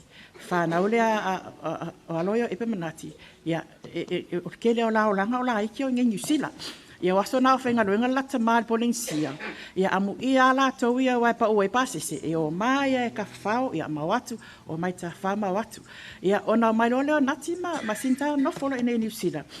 Ia ona ilalo la o le kea a uso o lo tina po tua whawhini o leo lon ta maa. Ia le e pēno o whai atu le i le tua whini matua o le nati. Ia anti ane. Ia ma tamaya wiri nawai taimi. Ia o anti o wangana. Ia ma tamaya setu maunga tai kele o lo o maune Australia. Ia ma pua manu ma salale avinga. Pe o la tona sa whai matua ngase nei i New Zealand taimi naftua asawa i nei. Ia a e fo la taimi. E aviai o e aloita whai o luso sontinaya stina.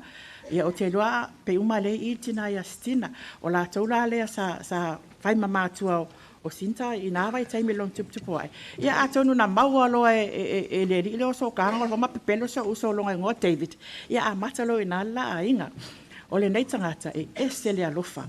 Ia o le alofa la o te fia se atu la mo le alofa a wa o le alofa e tau sa o an mea la se fa mai sinta ia o le sia na alu ni i Samoa ia e laku e le wa kau kelinga le kaulia kau ia fangusea ma kui ma kau ai o vai alua a fa mai e ke vai oi se ale kaulia ai e o aku le tu lo lava le afiafi ia ma ngei lava lava fa failo ia ngase ia vai ko anga i kuma fai leito la e ko lava vali la nguku ma o fa kau ia me la ka e kai mala ngai wa ngar kaulia o se ale se me o toi i fole i au i ol mele e le aulo o ke fa longa ia sinta fa mai e ale faile le luforta si ai e ale avele ke o fa poi ponga ai e o lona lo fa na i tonu fol mata maftanga nei New Zealand e tilo taimi matitala no ai e a foi fa mai a mai sis fa mai le si finga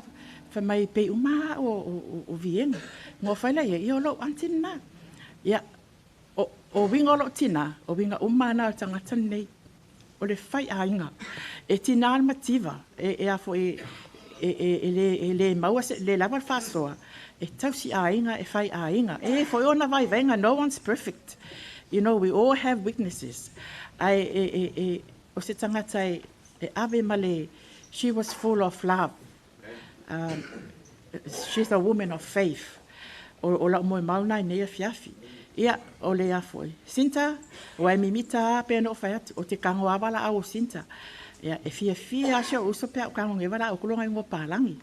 Ia, Sinta, ia manuialo malanga. Ia, o lo mamoli tele mai lava lo faanga o statu ainga malava i Amerika, Hawaii, Australia, Samoa. Ia, tutuila foi. Ia, wale mwhai foi na awai mai o mato ainga. O lai foi fai lesi maliu ino fuali i taimi nei. I Samoa. Ia, wale o ngatasi foi le futia malu mele. Wale mwhai na whaatasi mai nisi. Ia, ai o te tali tonu. Ia, manuia le whainga malanga al whatua. Whaftai fo le sunga whawhenga inga lona alofa whamaonde awa nei tangata. E le whainga luenga. Ai ka ia lua ia i Samoa. Ia, ona ole, amu o whak, oisi kemi a makalanga o whak, amu ia o ia. Amu ia o ia. E le whainga luenga ai, awa o te whainga luenga. Isi i longang whala walapi whaka waru Samoa. Ia manuia lau whainga malanga lau sunga al whatua. Lau sunga le whine alii. Ia, lau sunga fo ia konkoko. Ia whaatari mai mo mātou ngā langi. Ia alofa atu so to olua. Whai e olpa poli, o le lau Sharon. Whaau ngā ruenga whaiwhi au. Ia whaamanuia le atua nei a fiafi, le sunga tai ma le mamalu, o le au wala au whainga ruenga le atua mo tau whalitua. Ainga na lua, whawhitailo tau wanga le lei ma lo tau wanga alofa i toi sauninga o le whalitua. Ia whaamanuia mai le atua nei a fiafi, le swafa Jesu Christo. Amen. Tailava Sharon mo ma tamine e penesa family amor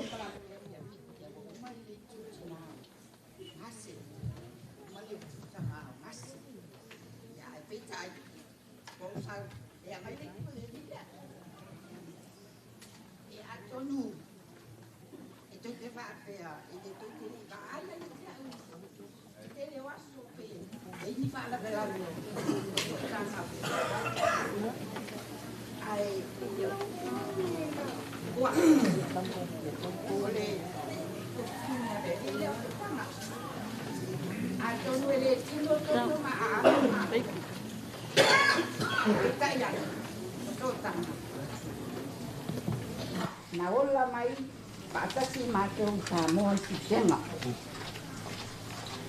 o mato matua na ia o pepe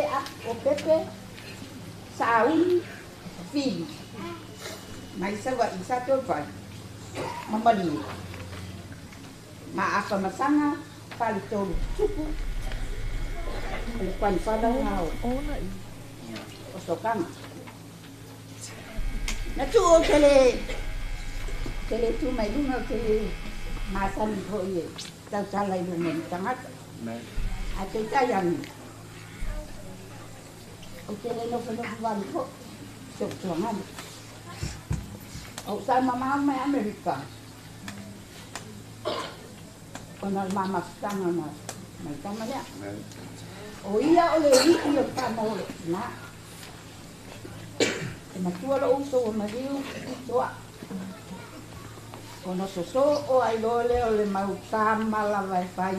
A sabani lole te mai tiki. A mai le sita mai tiki. Sabani le nata mai tiki. A mai le sita mai tiki. E banato la makina. Na yei matua ngani. O iai nei matua ni Amerika, pale Finang.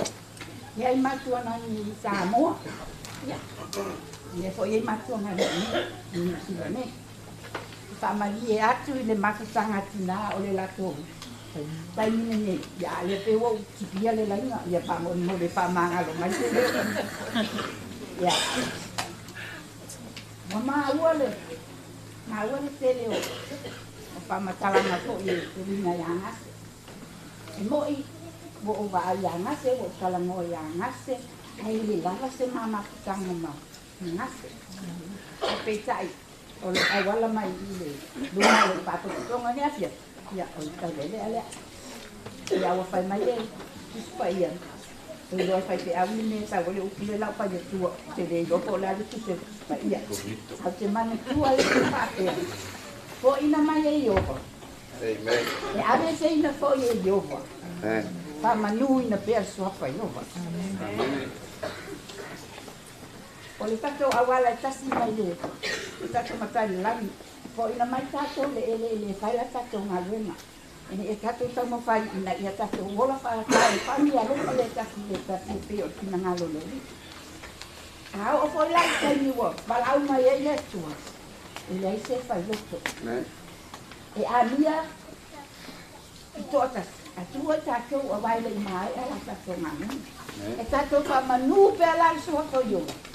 A wala le mi fai e le tua. A tātou ke ui e tua i malo i mami. Ia. E pa mani a te kane te wasa kia sai.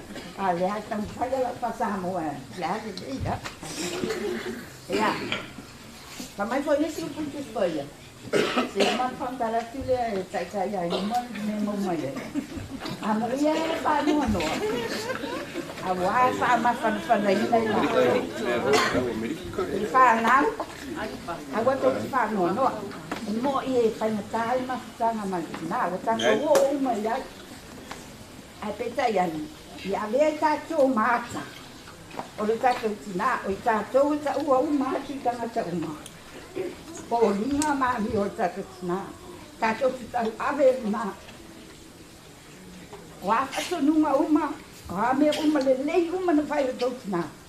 Ya ave o to mata. I lumo tangata.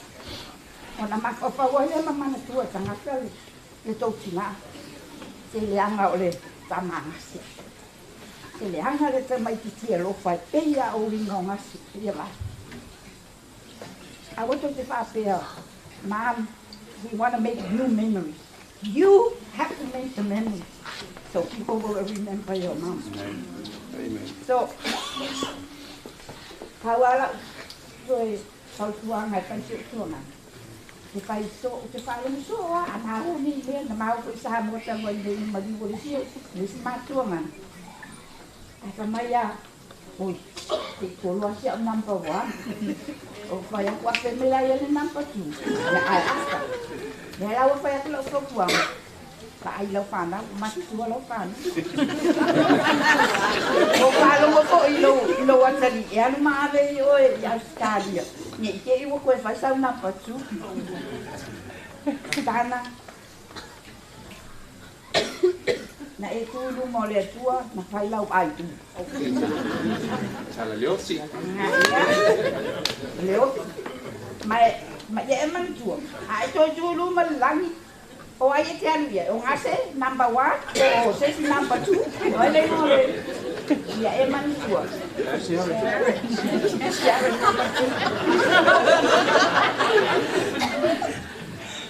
ya man tu o lo o so tu la fa na na te te si ya ti o la ko si na ngalo le tu la nga wenga ya familia le tu I familia le tu I pa la to o ele tu o la lai ya tau ki le tu ma pui ta to ya wala ta se ki te wa ya ma ke malanga mama o tu ko ya ni pa ma lupe o le lani ya ta to ta lu le ta to ai ngai ni ma ni ma le so tu ma wa ya o te lo te la ko ele ta wa tu bo ma ta wa tu lo mo Helen o Helen ya langa wa we ko si tu palang ya Helen yeso abo mo ko samo ya ta vita le si mai ya o a na ya man ya le po ya pa chai lava mo le ava no fa malulu o tu lava ile ekalesia ona ua kolosi mai le ia le o no le to e sa uni na ba ai ba de au se ya le malulo ia ai ole a so on fa wa tu le mako mun mal ia ole usa makua le nga ma o maku ngei ia ole tamale a le tua fa fine o si o tama olona ole la kinga pepe ali sauni afamasaga ia olo tama o solo futi maliota fili sauni ia ole a fa wa le mo ma o ngase to tonu ole matou ainga ile matou mafutanga mangase o langa o ngase a o te taua ia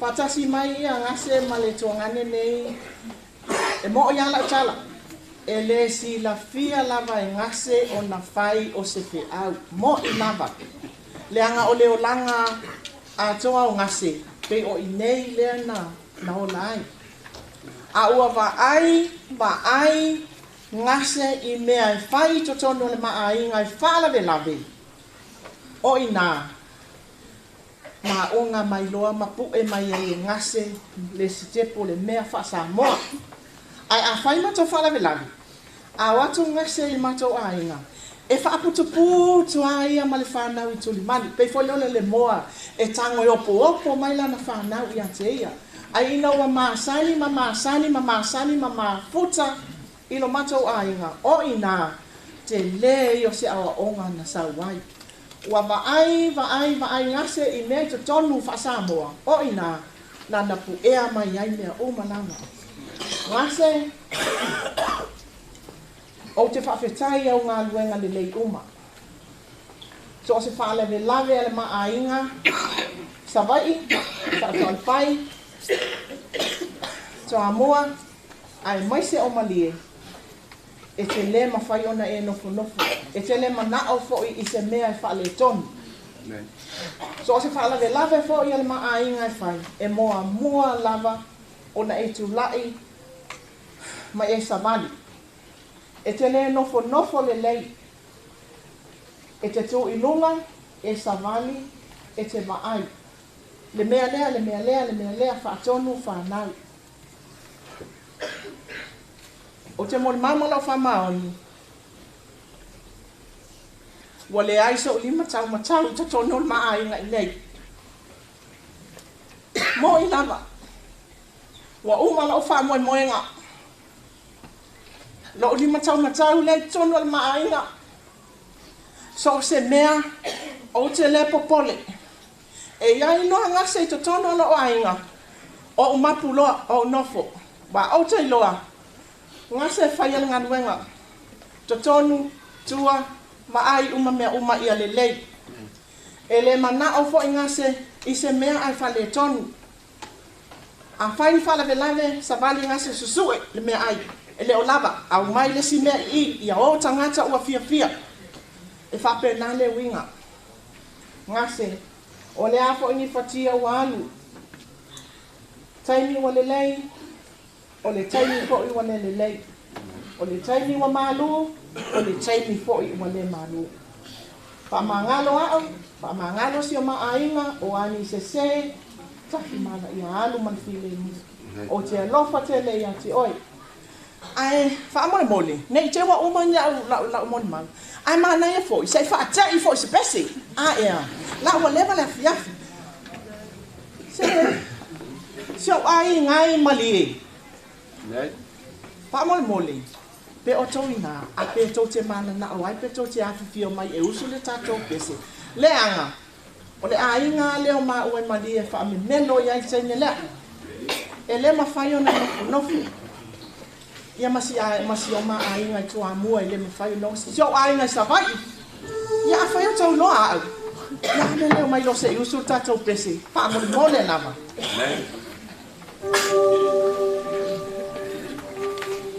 Maliu mai, fio mai, nei te i o pai fe awasu. I si nama. Mata mai tai o le ahai. Continue.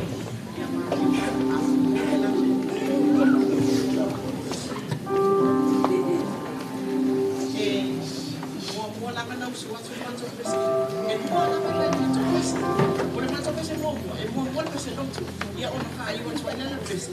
E fia ia so to ngani ia. E fa mo nunga ko ia pe asu.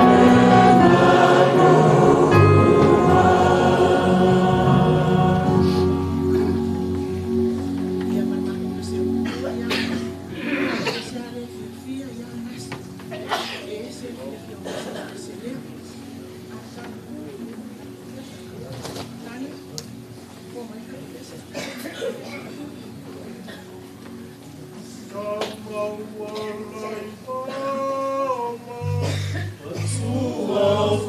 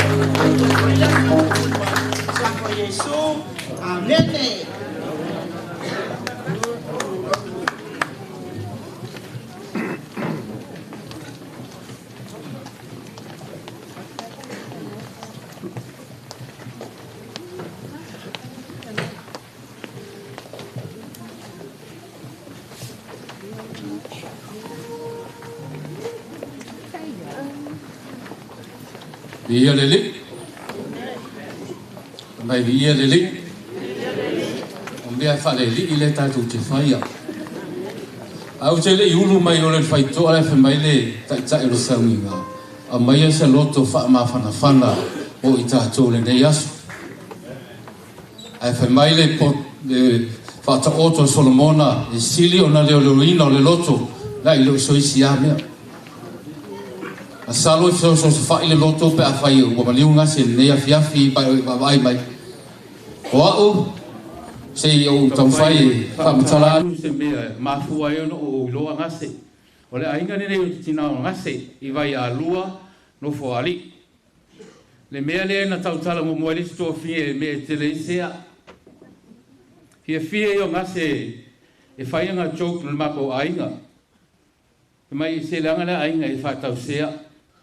A o mea na fo ai atu e le atua e wha onga I mātou le mo e lata mai. Mata mo fie I o le sea. Ai alu atu la tu e alu I Samoa. Afe mo I vai alu wha tau sau whamusea. O I nāna I e whamusea so se mea tui. O le matua telea.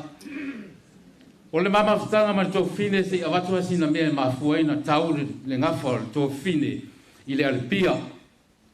Whai au ma le whatau waa ni lea fiafi wha leo si tūlanga o le pa au mai le tamao le nei ainga a pole tō whai a tau pō beato. O lo anko o lo tū nei Samoa ma wa aila ma tō ainga o le ma au mai o le whatutuanga a toa. Lo nofo I te tono le mātou ainga, lea I ailo tangata, e wa aia le mātou ainga I New Zealand nei. Lala leo lo wha pēr tō whine, wa lavala na ata e whaima waila aua ngā le mātou ainga. That's it. Wana na ata, wa lava lea. A wana te pole pe a whai o oe te le ata. Ai le ata paua oe ia. A ore nea fiafi, o le ngā whore tō whine nei.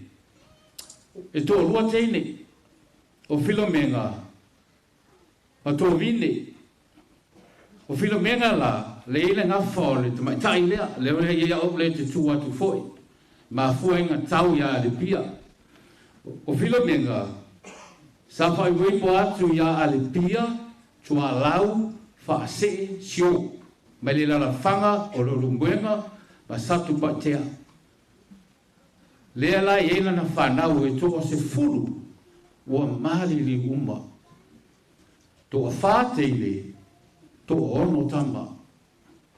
So, o a solonga mai la lea, o le ulumatua teile, pa solonga mai malesi tama, o le lona whao, o le lona tolu tama, o le tamale na, o le tina, o le teile leo ngase. O epenesa, o lona tama e lona tolu le whanaunga, ai longa whae loa le tinalenga o lo tama.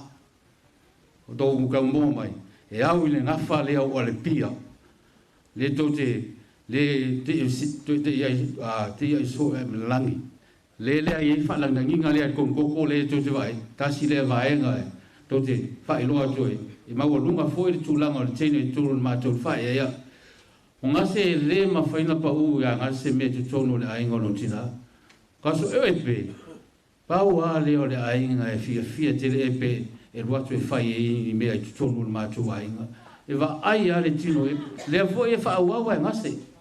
Ngase and tupu, and also the family, nati, they come over. E le ma whaina misi. Ai pe tai ane, o wha alonga me walu tō fine. Whaftai la e loto I le tua. Langa e le si tangata o ti whai mai o le whinga ngalo leo le tua. Tātou e oti le si mai oti mai le papo whai mai o le whinga ngalo leo le tua. Le ai. Ave se tātou, le ai. Le o whaasao I le whiawhi o oti o na utaria ke riso ma se le tua. There says ngase scoring. O le whina ngano moni na o le tua. Pe a whai e te su e fo lava o ia. Joe na o Iesu ke risoa. Le ala o pumoni ma le ola. That's all you need. O le entai tātou I le desi la sanga. O le maliula. O le manuia lea mo I tātou. Le nea fiafi I lo ainga I vai a lua. O le tō fine ia ngase, o se tō fine whamanuia e le mātou ainga. We never forget. We always remember her. Always smile. Ngase, o lofa mai tau pō, o whaanga mo moli tele mai o le sau lo waso. O le mātou ainga ro tapata kua i mai vai a lua, e le whaangaroinga oe i au, mea e whai te tonu si tātou ainga. Mātou te alo lofa tele mo oe, se teimi tai ao, tātou toe mafuta, mātou ainga i vai a lua i no fuari, o mai tātou te whaiu, tātou tua fine, lona toe aso a tai ao, i le suafa manu malo Jesu Kristo. Amen.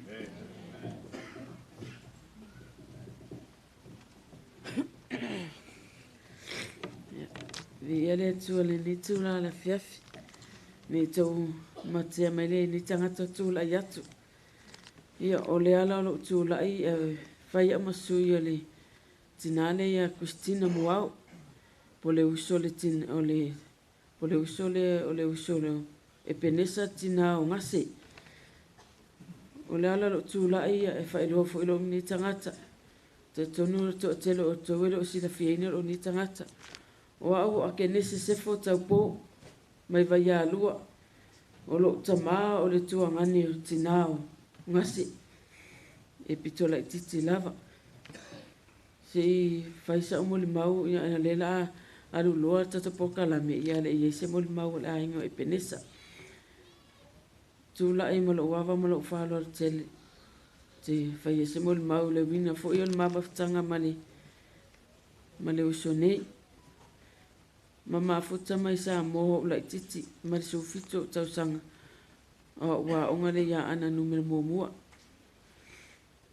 so se vai taimi lava tau sanga o toinga se maluntina e penisa sa mo o te au mau lava tai o a mea uma e fai e tu o ma lava wa onga o tai lava te nufuai a wa foi la le o le tau singa leo tina ia e penesa.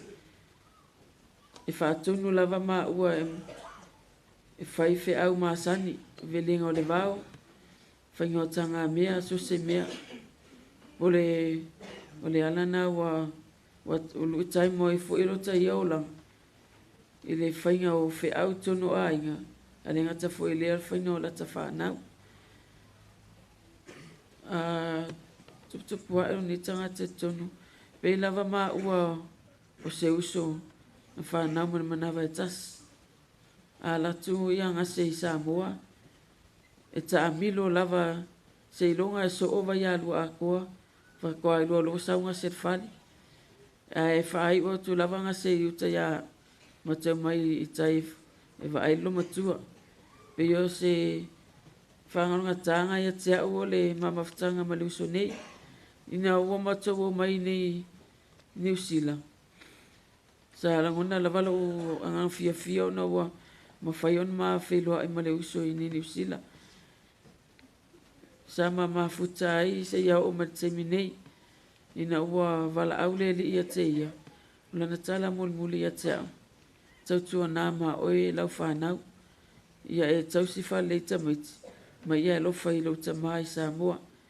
Ia ngase la fa pupu sa mon mau o lo moli mai o fa anga o lo tama mo na tu fa fini sa mo oi wale au le apa mai o no tele fa la lave ma nisi o mai tinu ya lo moli mai la va na lo na to lo fa anga mo oi a mo tele fa tele mo oi fa tele mo me o mo sa e fa ya mo ma o mal fa na fa tele foi lo fa ya te no sofa isso que viso. Amém.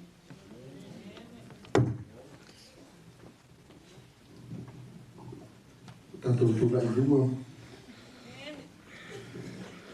A apa i langi. A apa i langi. Paro, ya, pastai. Dalam mele i lalo. Estudia tanto por calame lewa. Tanto iei ni mon mau al mastanga tina. A maia i ona sole malpese a matayo si osi. A maia pese a matayo si osi ona oro tanto le upo le tua. Te vai le upo le tua pito ai lalo. no inga umatato mon mau le sisi to fi falongo de upo le tua sa tau famu bua le afionga le tua o le mon mau le baftanga tina so lo le mata yo si osi so le mo upo le tua so mo fa fenga inga ya setu si o pa mo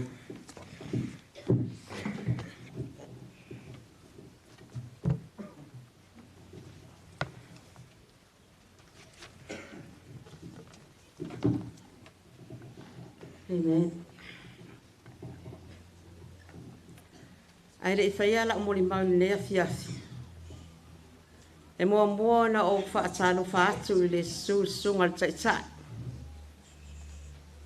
Whaatalo whaatu fo i le paia lasi le sunga i whawhiangainga mō latou whalitua. Whapea le maawe ese. Wa mawhai o na poto e le nea fiafi. E moli mauina, le tuk malo, le afionga i le whalitua i a ngase, Jacinta. Whataro whātu foi i a inga ngalua. Malo le toa, malo le tauata. Whataro whātu foi i a inga malanga mamau mai. Amerika, Australia, Samoa, Tutuila, maso o seitu o le ni lalolangi. Amen. O te fia whaia se moli mauli nei a fiafi. E winga i te tono le mawhitanga tina. E, ua malili utoa ua mai mawai au penga o le taua. Ua tō le timu, ua pō le nu. Ua taape papa, ua ngā solo au. E, lau lupe ua lele i le vau maoa. Ua mō watu foi i le vau salaloa. Le lupe sa uu i o mātou lima. Le lupe foi lea sa o mātou tausiina. O se susulu malama. E atangia mai ai, ngā luenga le lei a le whalitua. Sa whaia i tonu o le ngā luenga, le mawhitanga tina.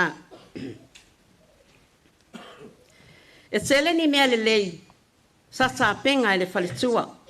Le nei awale mawhitanga tina, whapea le a o ngā sa. O ngase, ua leva o na tāpenga. O le winga o le atala ua leva o na tāpenga. O ngase o se tangata ua leva o na ma. Ai peita. A wafoi ua leva na ia au maia se mea le lei. Na ia tāpenga ai e tu wai le mawhitanga ma le ekalesia. Whaapea le a o ngasa. Alo whaatadi ai le wala au alo na matai. O ngase o se tina aloto alofa. Tele i o mori mau. Nā tangia mai ai winga o le whalitua lea. O se tina e loto maulalo. O se tina e ngalue mālosi. O se tina e tautua ma le whamaoni. E le ai u, e tau saafia o na winga. E mata ata, so e lima maafola. E sa tono ne mawhitanga tina, pakurana. Sa ngase le se matou so utanga. Ai o whainga uo ma masaninga, pei fōngana, sa unua se tasio tina, ngase e se whai uo. Ai siri atu le whai uo te tono le mawhitanga, tono le ekaresia, a o ngasa. O ngase a whaatulanga e ngase se por kalame po se fuafuanga. E le mawhai o na la aloa, pe alu loa. E ia i sona manatu, pēna te whaoa sona manatu na o ia. E tūtu alalo, e longo puyali, se ia tāpenga uma le mawhitanga. O na whaatau nuu lea o lo mea o lo manau iai. Te le o se ngaluenga, amu ia mātou le mawhitanga tina. Amu ia, ona ia, Se se mea lelei, mani mea alofa lelei, na whaasoa ai le whaletua lea. Whamai ngasi.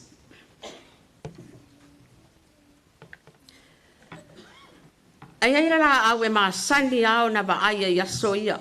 O le la au, e fua mea mata.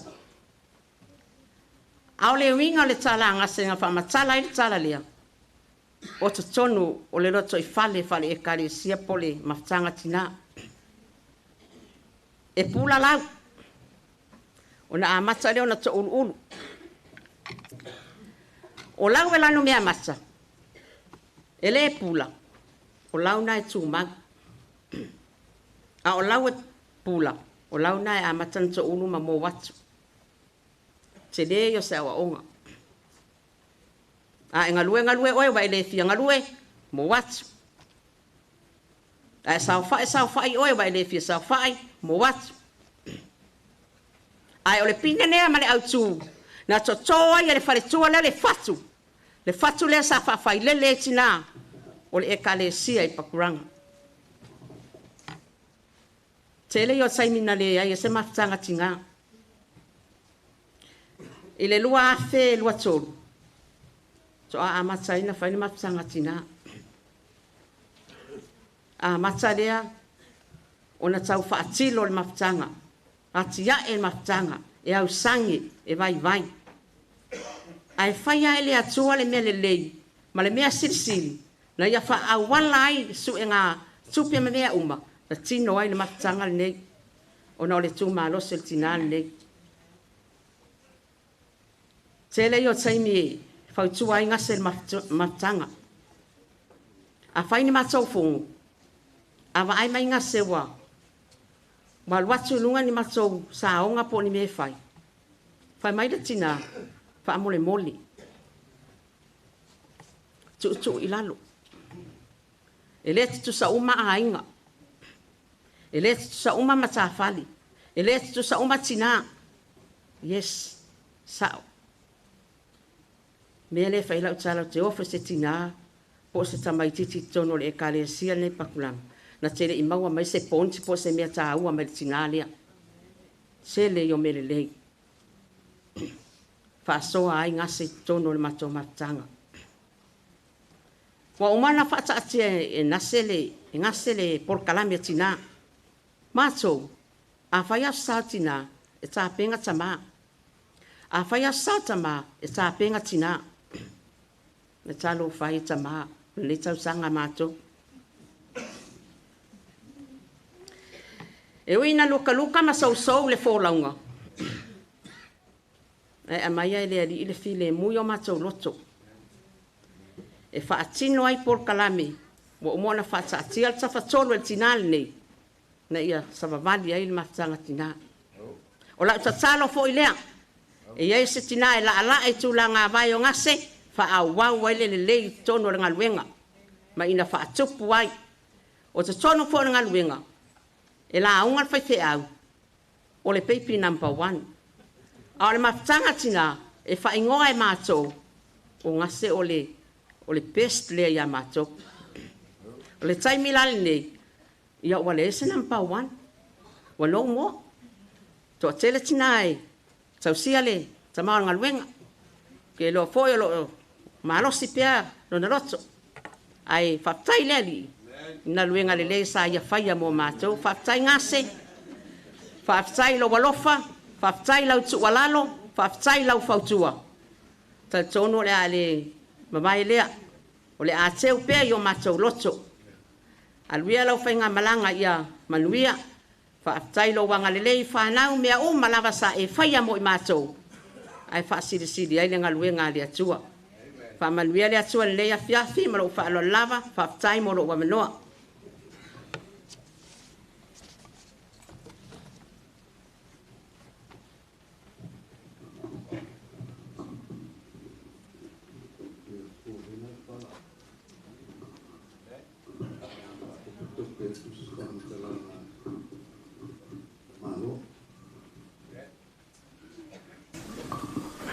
Ngi ki wole o ile vai na le. A le o lo wala la mai su mai fa pia nei. ai kauanga o ye. Amen. O teve. O le ulu ai ai lawa I kongo le Assemblies of God. O le mafutanga malo tōlua. O lo ngoa senga o amtona I senga le moya mi tuana. Mai le nuu o lalo manu le pata ma sātawa. O ki whaiwhi au I pakuranga. O le ekalisia muri alea, o le plant muri alea matu. O le sunga ia David ia ma le whaito ia ngasi. Sa whaila la o ngā laisengi, ngā ole o ngā laisengi. Ma masani e maloto lua. Ngā walawina lea, e whai mauo, ngā maile kongo loko. A whewhi au muta whana. O lono winga.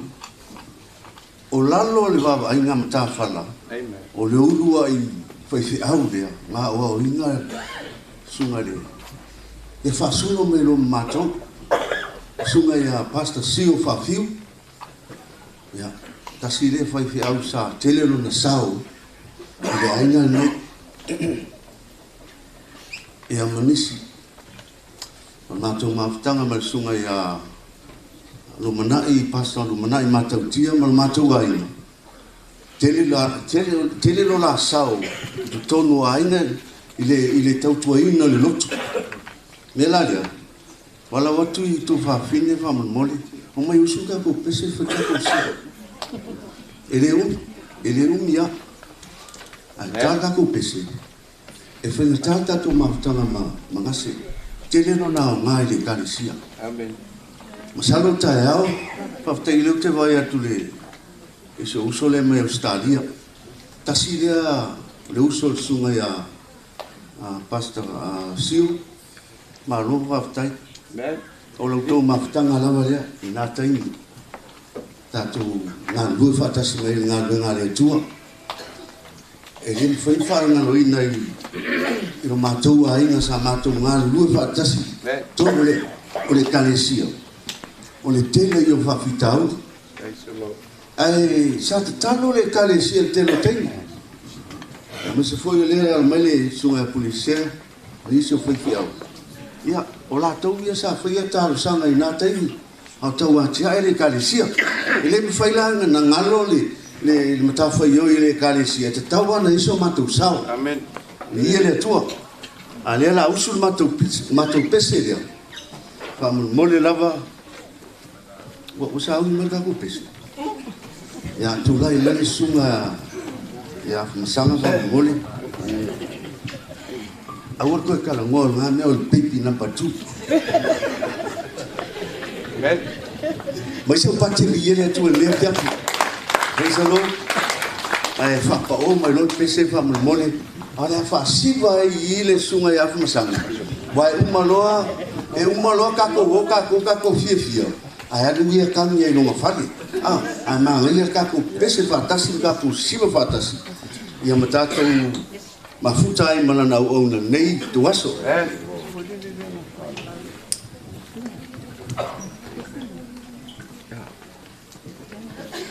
Lua ko mi nguke.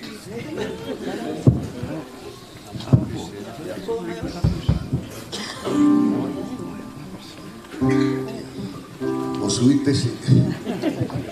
Ai lo umma e matou, e leo kele ana na sunga ni. Pe au sui pese lea, au ke tanu. Ma I maule mafutanga tasiva. I maule mafutanga. E ana le ai le oti. Wa ave mafutanga. Ole kita oi oli. Tina se mafutanga.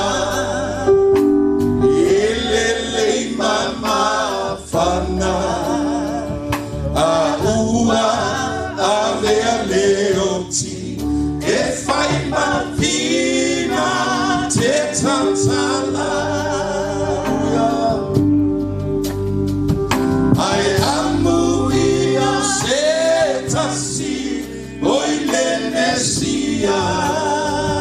Hallelujah.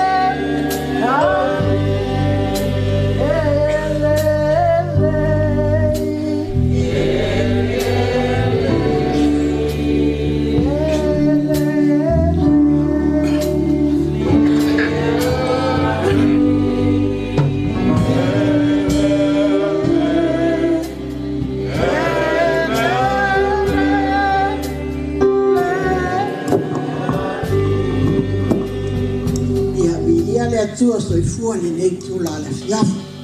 Patalo fatto la sua tai. No fa fianc fa tua. Iso se fatta fai taulanga o mfai o tato fatas. Le nei tu la fiafa. Ainga na lua wo mai matai. We umana afio mai ono leuso. Mole tau silafia. O lo tangata. O le tau whiwhineo. So tanga. Amen. Mai le taimi. Na te a mai ai so tanga I tua mai whalmai. O mai o matou matua. O lima ia e lua. Na whawhanga ai. Ma matou uso mtua ngani.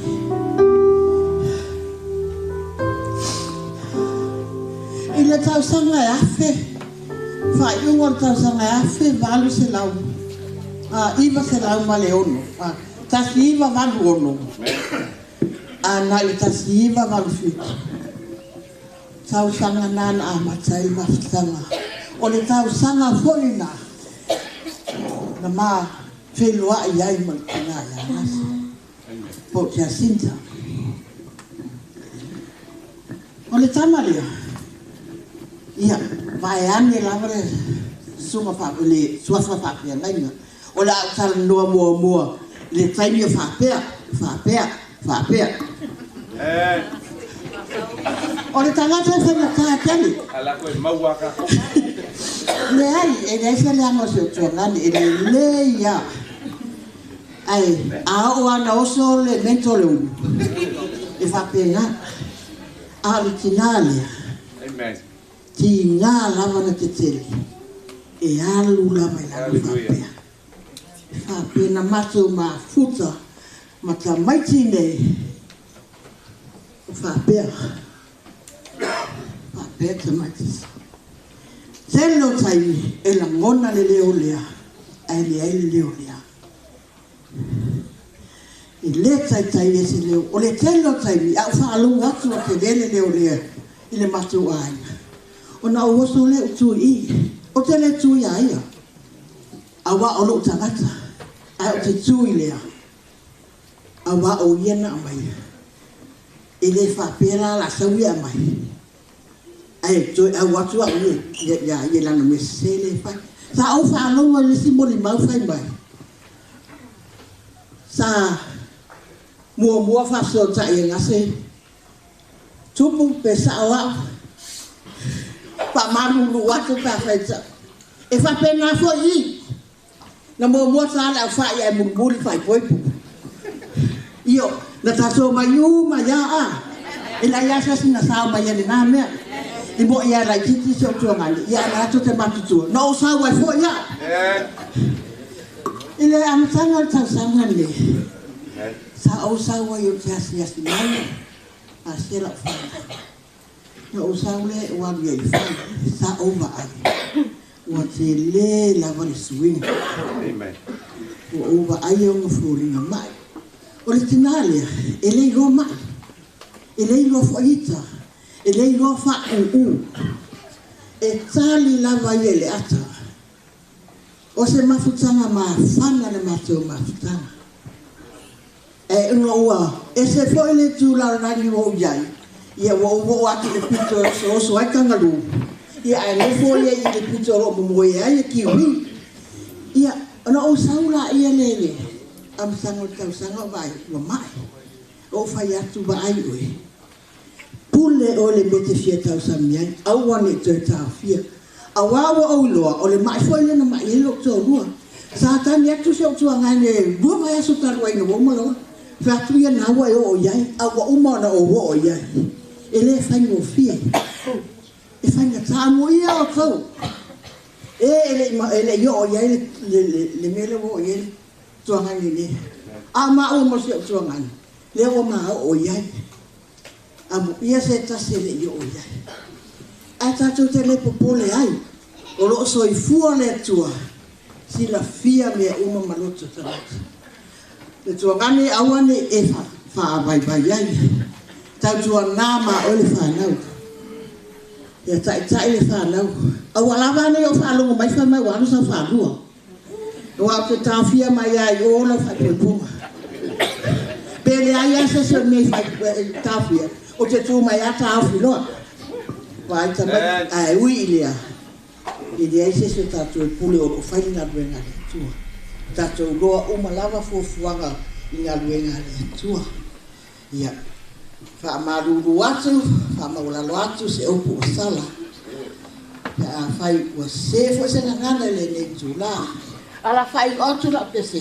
Tato mi pese mai ai pese le ke dai le la ulu pe ule le mau mau. Talo fai la upe le ule no. Tara teina. Ai ose.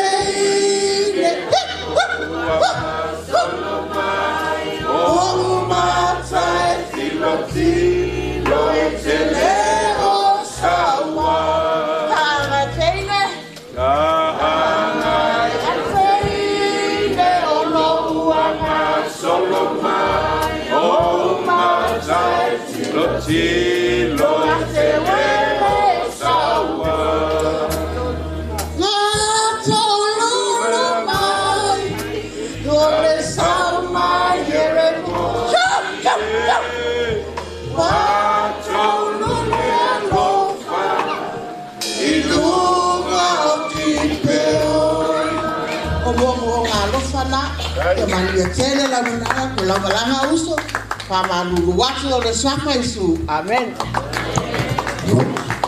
Bartolo ya rugby Maria le fa tata me go pesi ya ele le tu tan malamba Ya, oh, jadi cari saya angkat. Ya, oh, jadi cari wajah dua. Ya, ini umi saya sama pesa ya, oh jadi kalau awak cuai dia, siapa dua dia, suman. Ya, oleh taping number free. Ya, sama pesa.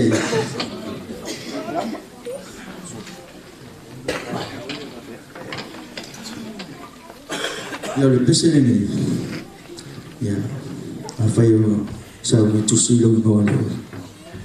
Ya, fangalong mo maya.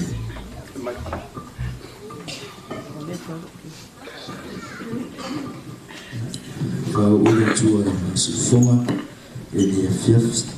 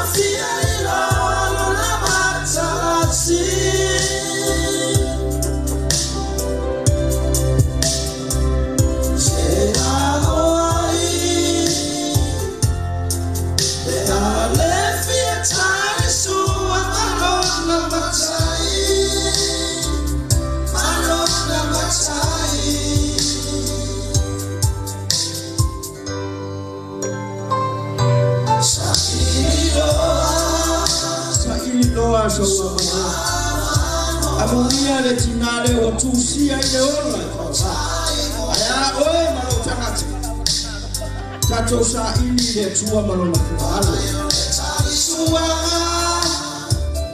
nei tale bawa le afima le fafanoma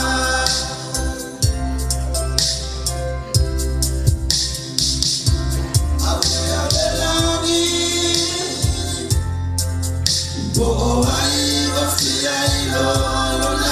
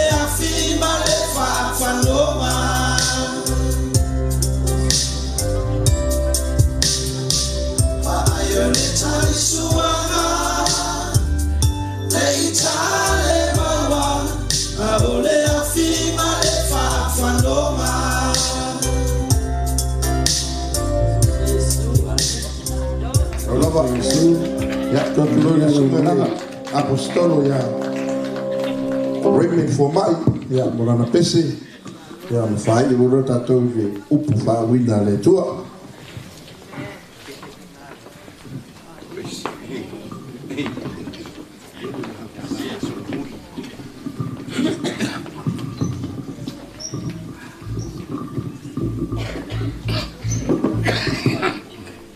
God is great. Every day. Every day. God is good. All the time. Americana is the book God is great. Every day. I know this is I God is great. No, every day. God is good, man, not this time. Anyway, yeah. Hello, more or Raymond for my so America. Yeah, my new only radio Salavalu Hawaii is what? Or Gases money for Fianc. Pastor Afamasaga. Somebody tell mo Maftanga Mama Tifayongo Mamacita. That's how I call her. So go peshe mayafa for Gasoko. Lady Ilio Tanuvasa po ada kemudian pun malefisia for my colony waki ngakadi ngamela semua fu kau la seluruh korniko ale am sari korniko o fa no mo kuya fa o foi aku kau wasama makua fo yo lo suari ile ko ale makua ko fa mo le mo o le si mo mo ngale kasi fa yu o le sisi nga va koe le lua fai upu. O le sisi mulia ka o fai ro korniko mo ka po sukor. Mai ka ao sui se mau. Wala o fie fai le kornito ta suto. Ai la ko fai la o ki le ka o fa bai. Ka la uli. Ta li ko mo fa bai le sala mo boa. Ai ka ka le nga ka malangelo ngai so ofa. Wa ku mau i pasta. Paku uso au kere I pai ai o pai mo man. Ole mo mo al kornito tau pas futolo fai pe fama le lima. Tau tala bai mo suia ko oi bai bai. Paku pasta bai ina al kornito. Esse ka ua o ngai nganga o mau. Mamacita. Mamacita. Kai ni uma ke vili. Alwa mamre no ke mafu. Last time I was there on Monday. 4:30. I take her face and the talo se kulo. Yeah, if for so kede makolwa. Fine makme, I'll see you tomorrow. Fine makople. Ya kila umoya kule afa se fulu. She's gone. So se meo ke vile ku o fo brefau. Kalori kon pa ele se ti supo. Dai se me ai. Ai fa longo me lo masita. Mai pai ora ne te ngao ai fa mamasita. Fi ai kamala po hospital. My pai, I'm coming. Couple of seconds. 6 cans of corned beef. 5. Free big chicken for the big guy. I have to eat. Look at the size of meat. Hello, mamacita. I don't know how to forget your love for me. I don't know how to forget that love. Olala lang yan yan tua. Ayong ako ifanga wala usong bogi nile kuofe. Ala wa mafa ifamay. No mama. Wala. Wasa ako pai mulo fana. I'll dedicate this song to Mamacita. Sorry, I didn't know that loud.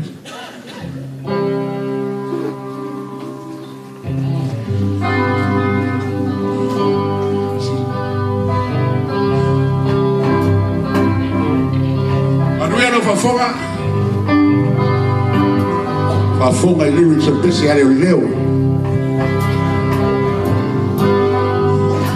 Tato sauni no fatali tali. Awa fi oi fule ali oi ala baile lani. Le asotelio le oli le alpaia. Wow, ole atawia. Tato mata maia batutano. Ole alona fina gala usoi. Leilo alona itu aso.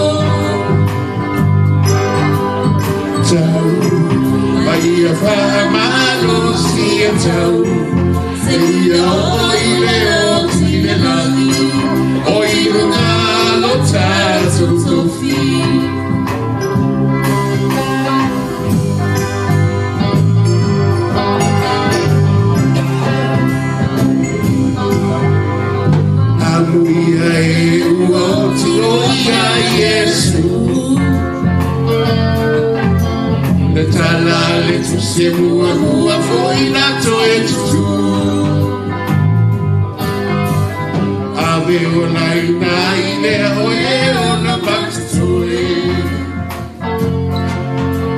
If I trust my Jesus, I say I'm here.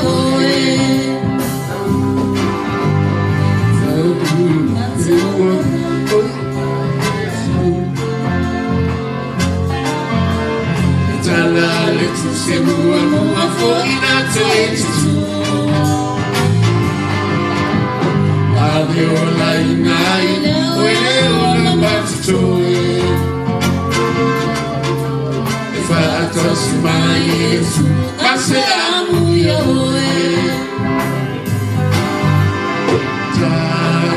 So matana ia batano, ani alona fina gala usoi, leilo alona tu aso.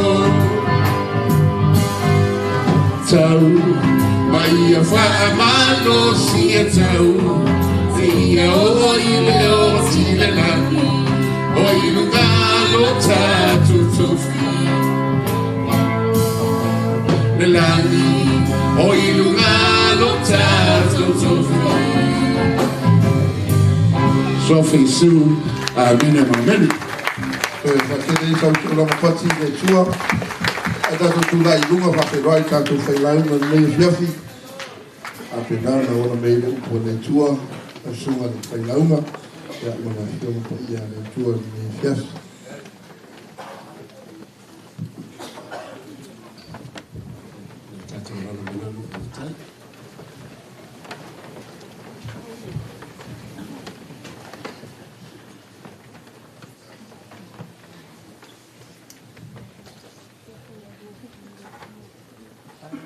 Ole vinga male faftai le tu ali tu la.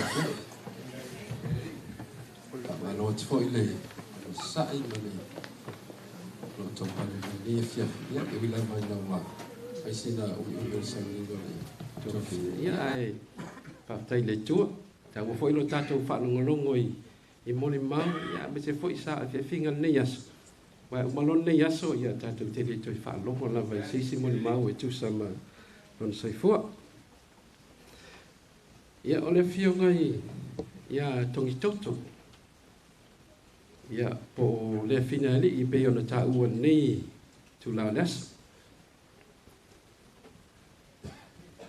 o te whatalofa whapitoa i lupa ia man malo tātou maftanga ni tu la fiafi i le pa ia la ina sa tuala le fio kai malia le fonga le vai Jacinta Gase Tanuvasa nei tu waia ana ia ai pola polpui e whanean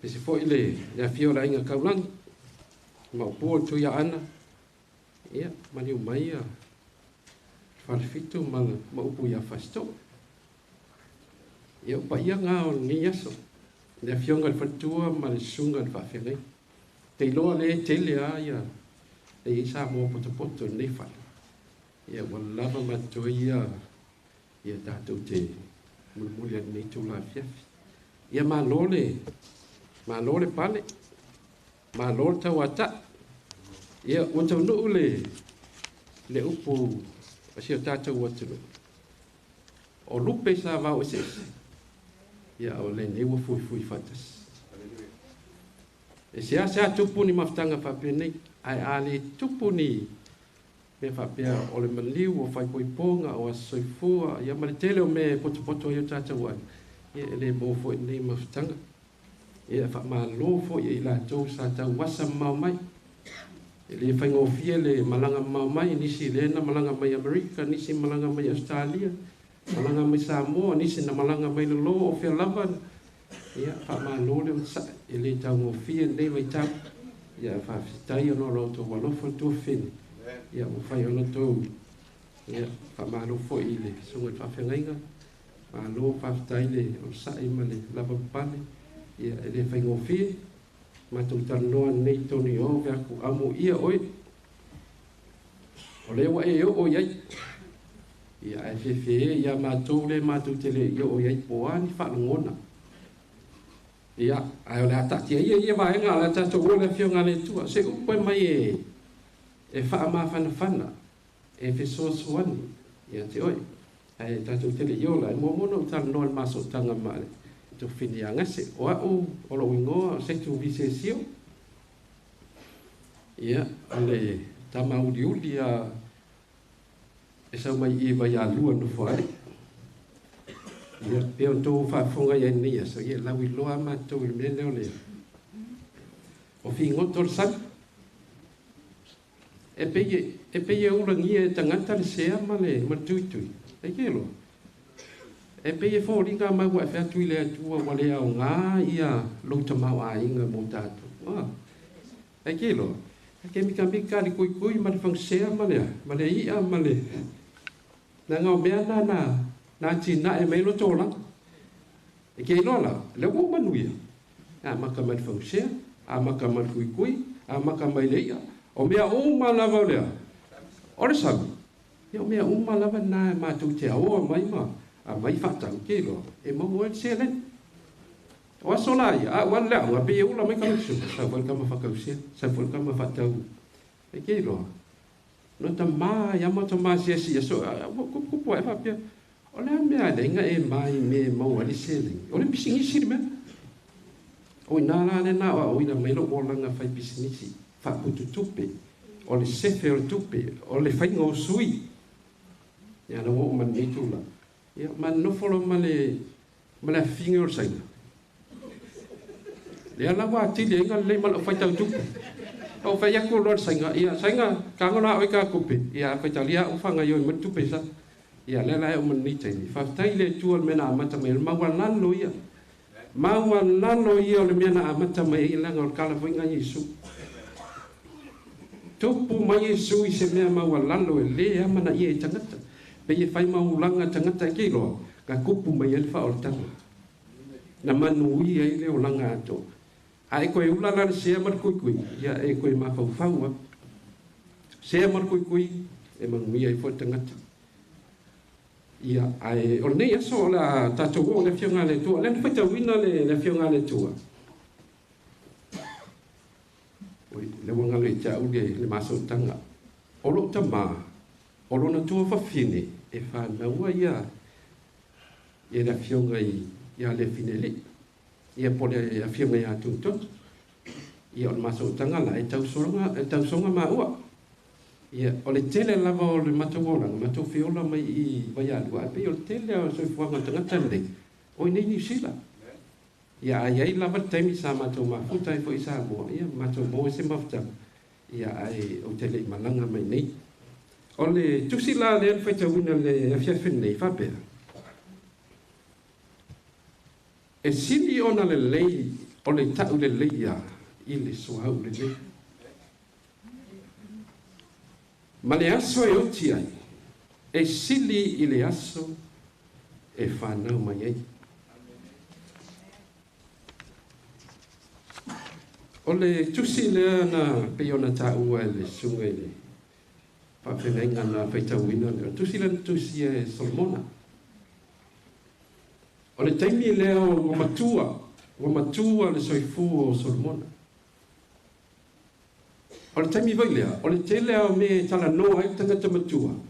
E tala noa e tā pena la saungi a. O le tele foi o whautuanga I e tuina e Solomona I lana tusi le. E whaelo ai le tele o mea na o iei lona soifuanga malonona. A e su ela le autua le tusi le, o mea uma a kawa. Ua tofo I mea le lei, ua tofo le poto, ua tofo le oloa ma tamau ainga, ua tofo le a, ele mawalunga aia whamai, o mea uma e whaatau wa.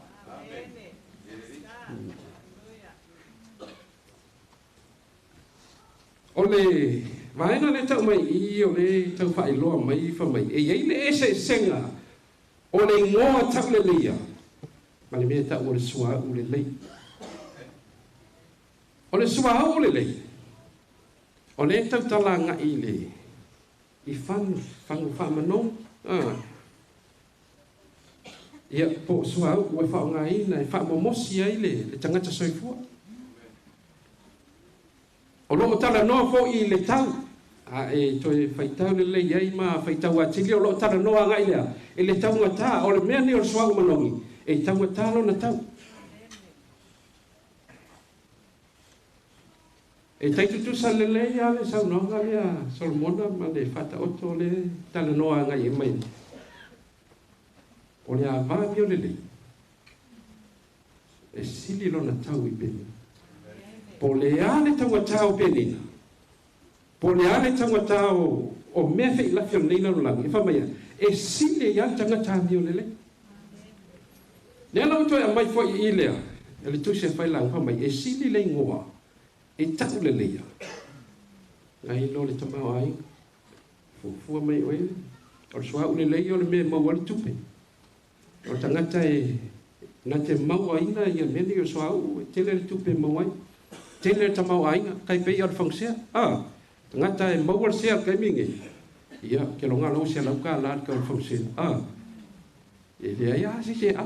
E ke alwakwa e a whewhi a lua. E ke fiu ai whamai ke le fia kau sambile.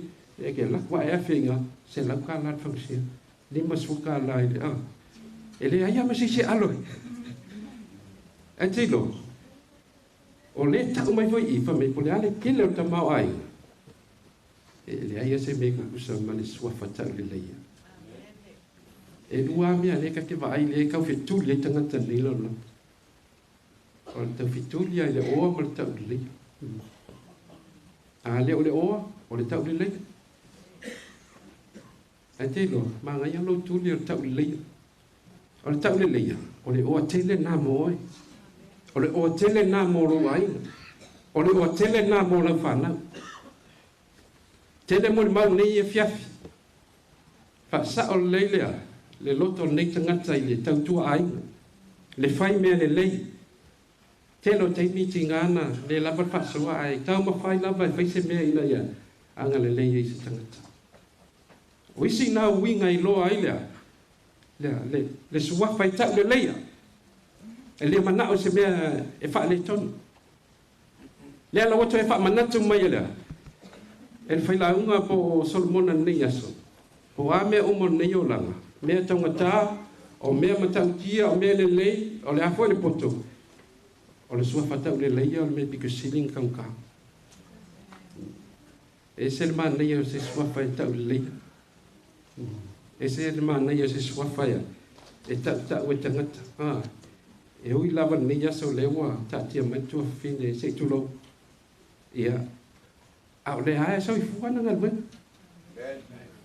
Le hae telo teimi e toi whamanatu mai sungal whawhenga inga ia le telo ngal wenga sa whaie. E seo na aina. O le ngoa tak le leia. O le ngoa e pisa hai tangata. A te sila fia le winga o le mele tau mai i o le ngoa tau le leia. O le a mio wha atua. Nei te ue whapea o le ngoa tau le leia e purea oe. O le a mio e fuafua i le a mio wha atua. O le ala le a mio wha atua o le alofa o le wha maoni. O le loto le lei, o le anga le lei. Nano winga a whapea i a te oe le a mio wha aletua.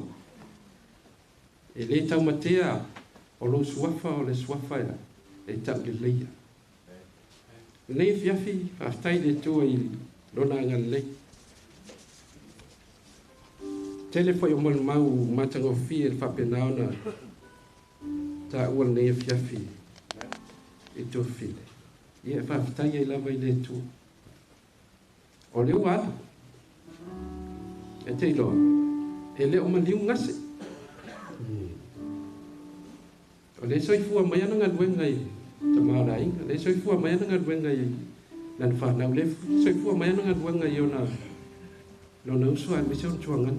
O le ainga. O ana wo. O lana i ka le si. O la e soifua mai i. La e maua mai isi lona loto ma lona manata. Mena e tā ua i le suafa tau le leia. E loa. A uma nei ola. Ai tau le leia lo suafa. E te alua o ia tunga mau se tulo. Ai soifua alu suafa i lunga lau ele ele. Se i longa wa ngalo i tangata lo soi lo. Ia lo suafa fatu am fai ona ngalo ngalo ngalo. O le vaenga le tau mai i le fai upo e lua. Le whapealo fai tau ina. E sili ona lei o le alu i le fale e iai le whanonoa. I le alu i le fale ua whai e tau saminga. A wā o le unga leo tangata uma. E mana tua fo'i e le tangata ola i lona loto. O le whapeta ni e whapea, it is better to go to the house of mourning than to go to the house of feasting. For death is the destiny of everyone. The living should take this to heart. No, winga le fai mai lea, i le fai upo e lua. E ele teimi tātou te whanonu ai. E tā ua lo tātou, oile, me olo i ailea. Tātou te whamawhanawhana, maa. Ai se alanga o le unga leo tātou. O le unga leo oe, o le unga leo a. Nei fo i aso, tātou mafutai. Ai kei loa, e o pe ke o ka koe o mai fo i lewa i aso. E se alanga o le unga leo tātou. O le a sau ala lisi. Le a e whai tau mai. Le ua umbal sua whao ngasi. Au ke le lopo au le la se atu. Pōli. E le lopo ai le la so e. E se apa mai o le unga lea o le tangata soifua. O le oti le amatanga sa le avea mawhili. Oi, sorry, koe whawhoi mana. O le oti la matanga, sa avea mawhili o tangata soifua. Na umar whai le tua tangata tu i tono whatoanga, whatonu auange i loa ai la ule lai. E i loa le leiman lea. A leo sta i tangata. Wa fai al loto tangata. Le ta wai fo ia le fiunga pa ia le tu tasi tangata na se aya ang sala aku ia la. Tasi fo tangata na maliu ai mangalo atua ia la. Le ala pe on ta ul ne yaso ana le maliu Yesu. Ana le toi tu Yesu. Ele ia la fa moi moi ta tu le fio kelo. Wa mo fa moi moi o lo kofi la la. Sa toi tu mai Yesu mai tu ngama. Wa mo fa moi moi o ta tu lo fio ti ona. Ua umana fa to ilalo Yesu le. Le tu ngama ma le pe ta ula tali ne fi o le to ya. O le to ti ngale. There is no sting of death. Wale to Yesia, se ona ole oti, ona o Yesu. A faltaya Yesu, ilona malik. Yo ngase nei ya wa ya. Le lo foi po ila mo limang. O ila la ngoi lo was. Aya o meliot. Ya ele se me la fefe. Ele se me la mata we Yesia. Wa man ma lo Yesu. No winga ole talero wa manu malo Yesu, ole manu malo Yesu, ole kako manu malo foina. Ai fa tai le tua. Ne yaso. Ya. I me uma lava. Ai, eu lava ele bala awa le tua ile. Ele tofine. Ya, tato baba ai tato pin tato. E foi o tato was. Ya, wala ang may letua. Ya, wala bata pena tato tiu. Tanya Yesu, ilo naman malo. Ya, pa malo fo tato ay ngal niya sulam sa pa malo atul fanaw. Loto tele. Ya, emoni etinga, etinga ya ay boye il fa moy tato tiu. Te mapu atu ya awreli. Pion ta wo le bel sting ka le bel sting ala fa tu sa ngai mo le ona bel le ona le ngat the poison from the mouth of the snake le poison nga fa pe pi ila ile manu o tangata on so solo la ia pe use ia o le taimia pa ia le poison nga ile fa ai ia wa o taimi fa la pa ia le fatu ia wa le fitato ai fa tai le tu Yesu le maniu e na ia ave se le poise la wa le to ya fia i tato e wi la e tinga tato te langona ina le tinga ia ai le tenia tato te langona i foi le fa ma fananga le tu ia te tato ia o tio manu ia tangat tato te fa no ia tato te fia fo ya wa sa ni Yesu le no fanga mo tata fa Yesu awale to vale to loto kele men no fo yo to mo to loto ala fa pele ai mo wan nge ya sa ngi se me en no fo yo to ni tu la fiafi a su ese me ke mga fa sili lo manat sua fa ta le le to manat po ta le le lo sua ina i te iwa o mani wala awa le tua. E te mani unge, ai pe tai au lo tala. Ai a tak le leia lo suafa. E te mani unge, a lai ai o la ngalwe. Lai soi fua, ia lo le lei ma lo lawa mio fa atua. E ma fai ona, tala noa, ia ma fa soa i tangata. Ia walava lea upu fa ma fan. Tau na anga leile tua tato maftan le foi le sugar fa fenga nga ye molo na ma fan e mis foi le loto toa ia tato ile tu mo lo fenga ya nga le foi fa manuele tu ia tato wainga ai foi se upo sala ne fiafi foi la nga ia fa malu wat ia nga le tu i po fa o mo to ne yaso ta i sugar te tai fa ta pa ia le fenga ia fa manuele tu ona Yesu amen.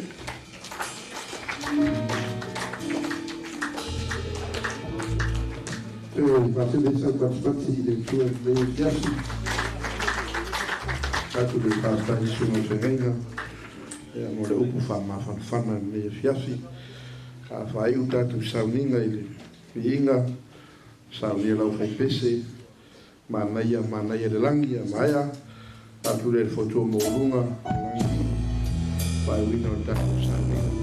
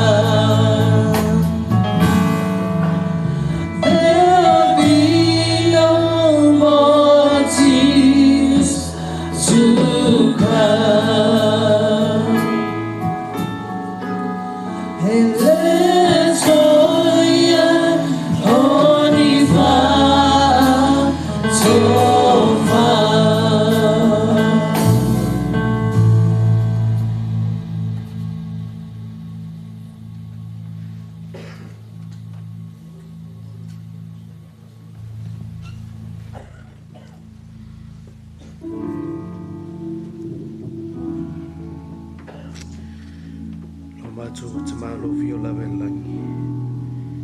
Ne to la fiafi whapena Whai u fo i sau ninga o mātou tina. Mātou te whawhitai te mālangi mo lo lofa mloanga lei e te mātou.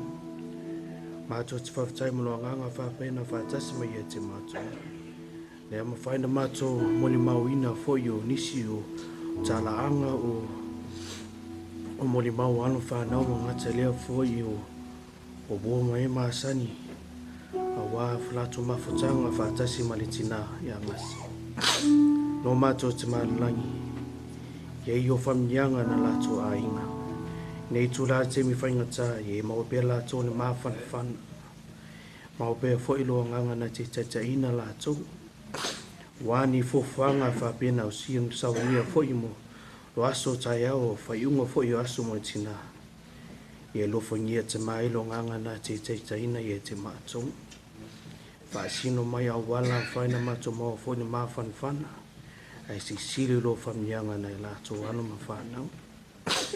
Ia mo lātou tale ina ma moni mauina o whamnianga lea.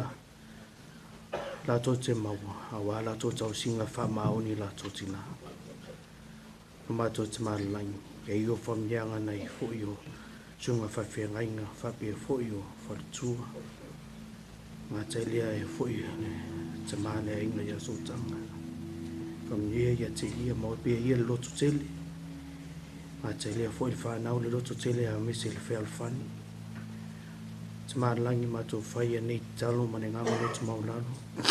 Mātou te lof tele ia te ue. Whamangalo mātou sea luma lofio. Mātou ole atu ne me umalawa i le soafu Jesu ke wiso.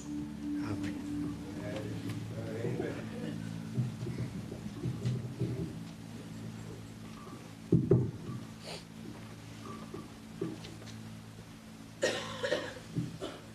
Ia, orea ua tulima le lupe al maritoa. Ua tala tuwaru fo i lago le fo. Orea ua manawa le toari. O taia fo i muli matangi ua o tāra whanua le ngā mua amu fua maru. O taia fo i tā whanua ua sau le while le maru ngai le while. E ia ma whakai maunga o paia Samoa. Rau tō paia. Rau tō maru. Rau leo ia. E a fua mai whalamiusa. E paia whaletapau na walau ia ai manua marau. Rau tō paia manu maru rau leo ia. Le paia na wale ia inga tama maula te wainga. Paia pule matumua o i tu au ma la tau fōma i tu rangi aina i tai ma le waka whauti. Tai nane paia i tu tuila manua. Sao ma le nui stauru ma le lau imu sai lua. E a vero leo ma fonga tau mori la ina nalua. Tu le sunga i whawhengainga i whasanga ma nuwhalu. O ia wole e asua, na inu sa sua. Le whio le mōpū, le nā whanua. O alo le mali toa. Fonga sa fotu la whaini, o maru ia te oi. Fui fatu. Tai nane le whionga Finelei. G-VAI Tanuvasa, la ina sa Tanuvasa. Laun Fusi, o tamaroa na atoa i ana. Pa ia la walea, a ina sa tuala. Fōma le vai. Pa ia whaiumu ma le maru whale ana. E mātou te mori o atua i le mātou whaitai. Whaafitai tere lawa e paia manu maru. Lo tō paia, whātupu, whātamari, whātula whāle, whāwhale upolu, whāle anganu. A meise, whātara lei, ma whāstare vi. Whaafitai rātou au auna, ma ngā ruenga sa tō whaia wāre, tō whingerea, po le whionga a le whingeri. Ai, nei tū la. Mātou te whaftai fōi o le te wāwhia mai, su mai, tala mai a o le o vela le whana. Ai, a vea umasui o le aina nurua, whasisi latu ai, ia, o saunia le tātou ainga le tau maftanga, o lo i tuawhale, a wā e whentāra tu wāwhia mai, su mai mono ina sauninga, o le tua whini nei, ia, o lo i tuawhale le tātou tau maftanga, e sua tuā ma awe lau tau maftanga i whale, ai whamoimoe le tua, tātou toi whala i whenua i ras fōa tai au li tū la awha le iwa. I nei lawa le malu lawa nei. Ia, mātou te whamanui atu le tua ia te utou, le tāla pēteru te māroa sa aisi ai. A malia atu le se siriwa, le se au ai nara suafa me su pe vatua.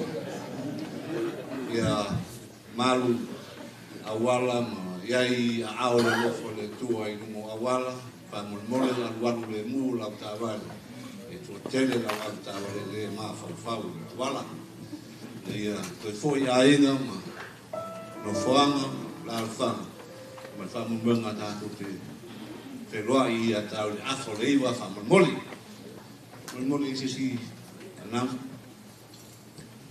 Ladies and gentlemen, on behalf of the two families, the Suwa and the Tanuvasa, we'd like to express our extremely gratitude for your participation, your thoughtful mining of Nase.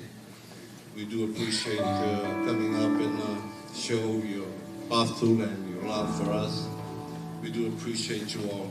And on your way out, we have a plate for you. Good food. We got some good food. Chinese, brother? Chinese? Okay. Yeah. More lava. Hopefully we'll see you tomorrow at 9:30. Yeah, that's to fellow. I'm real lava for the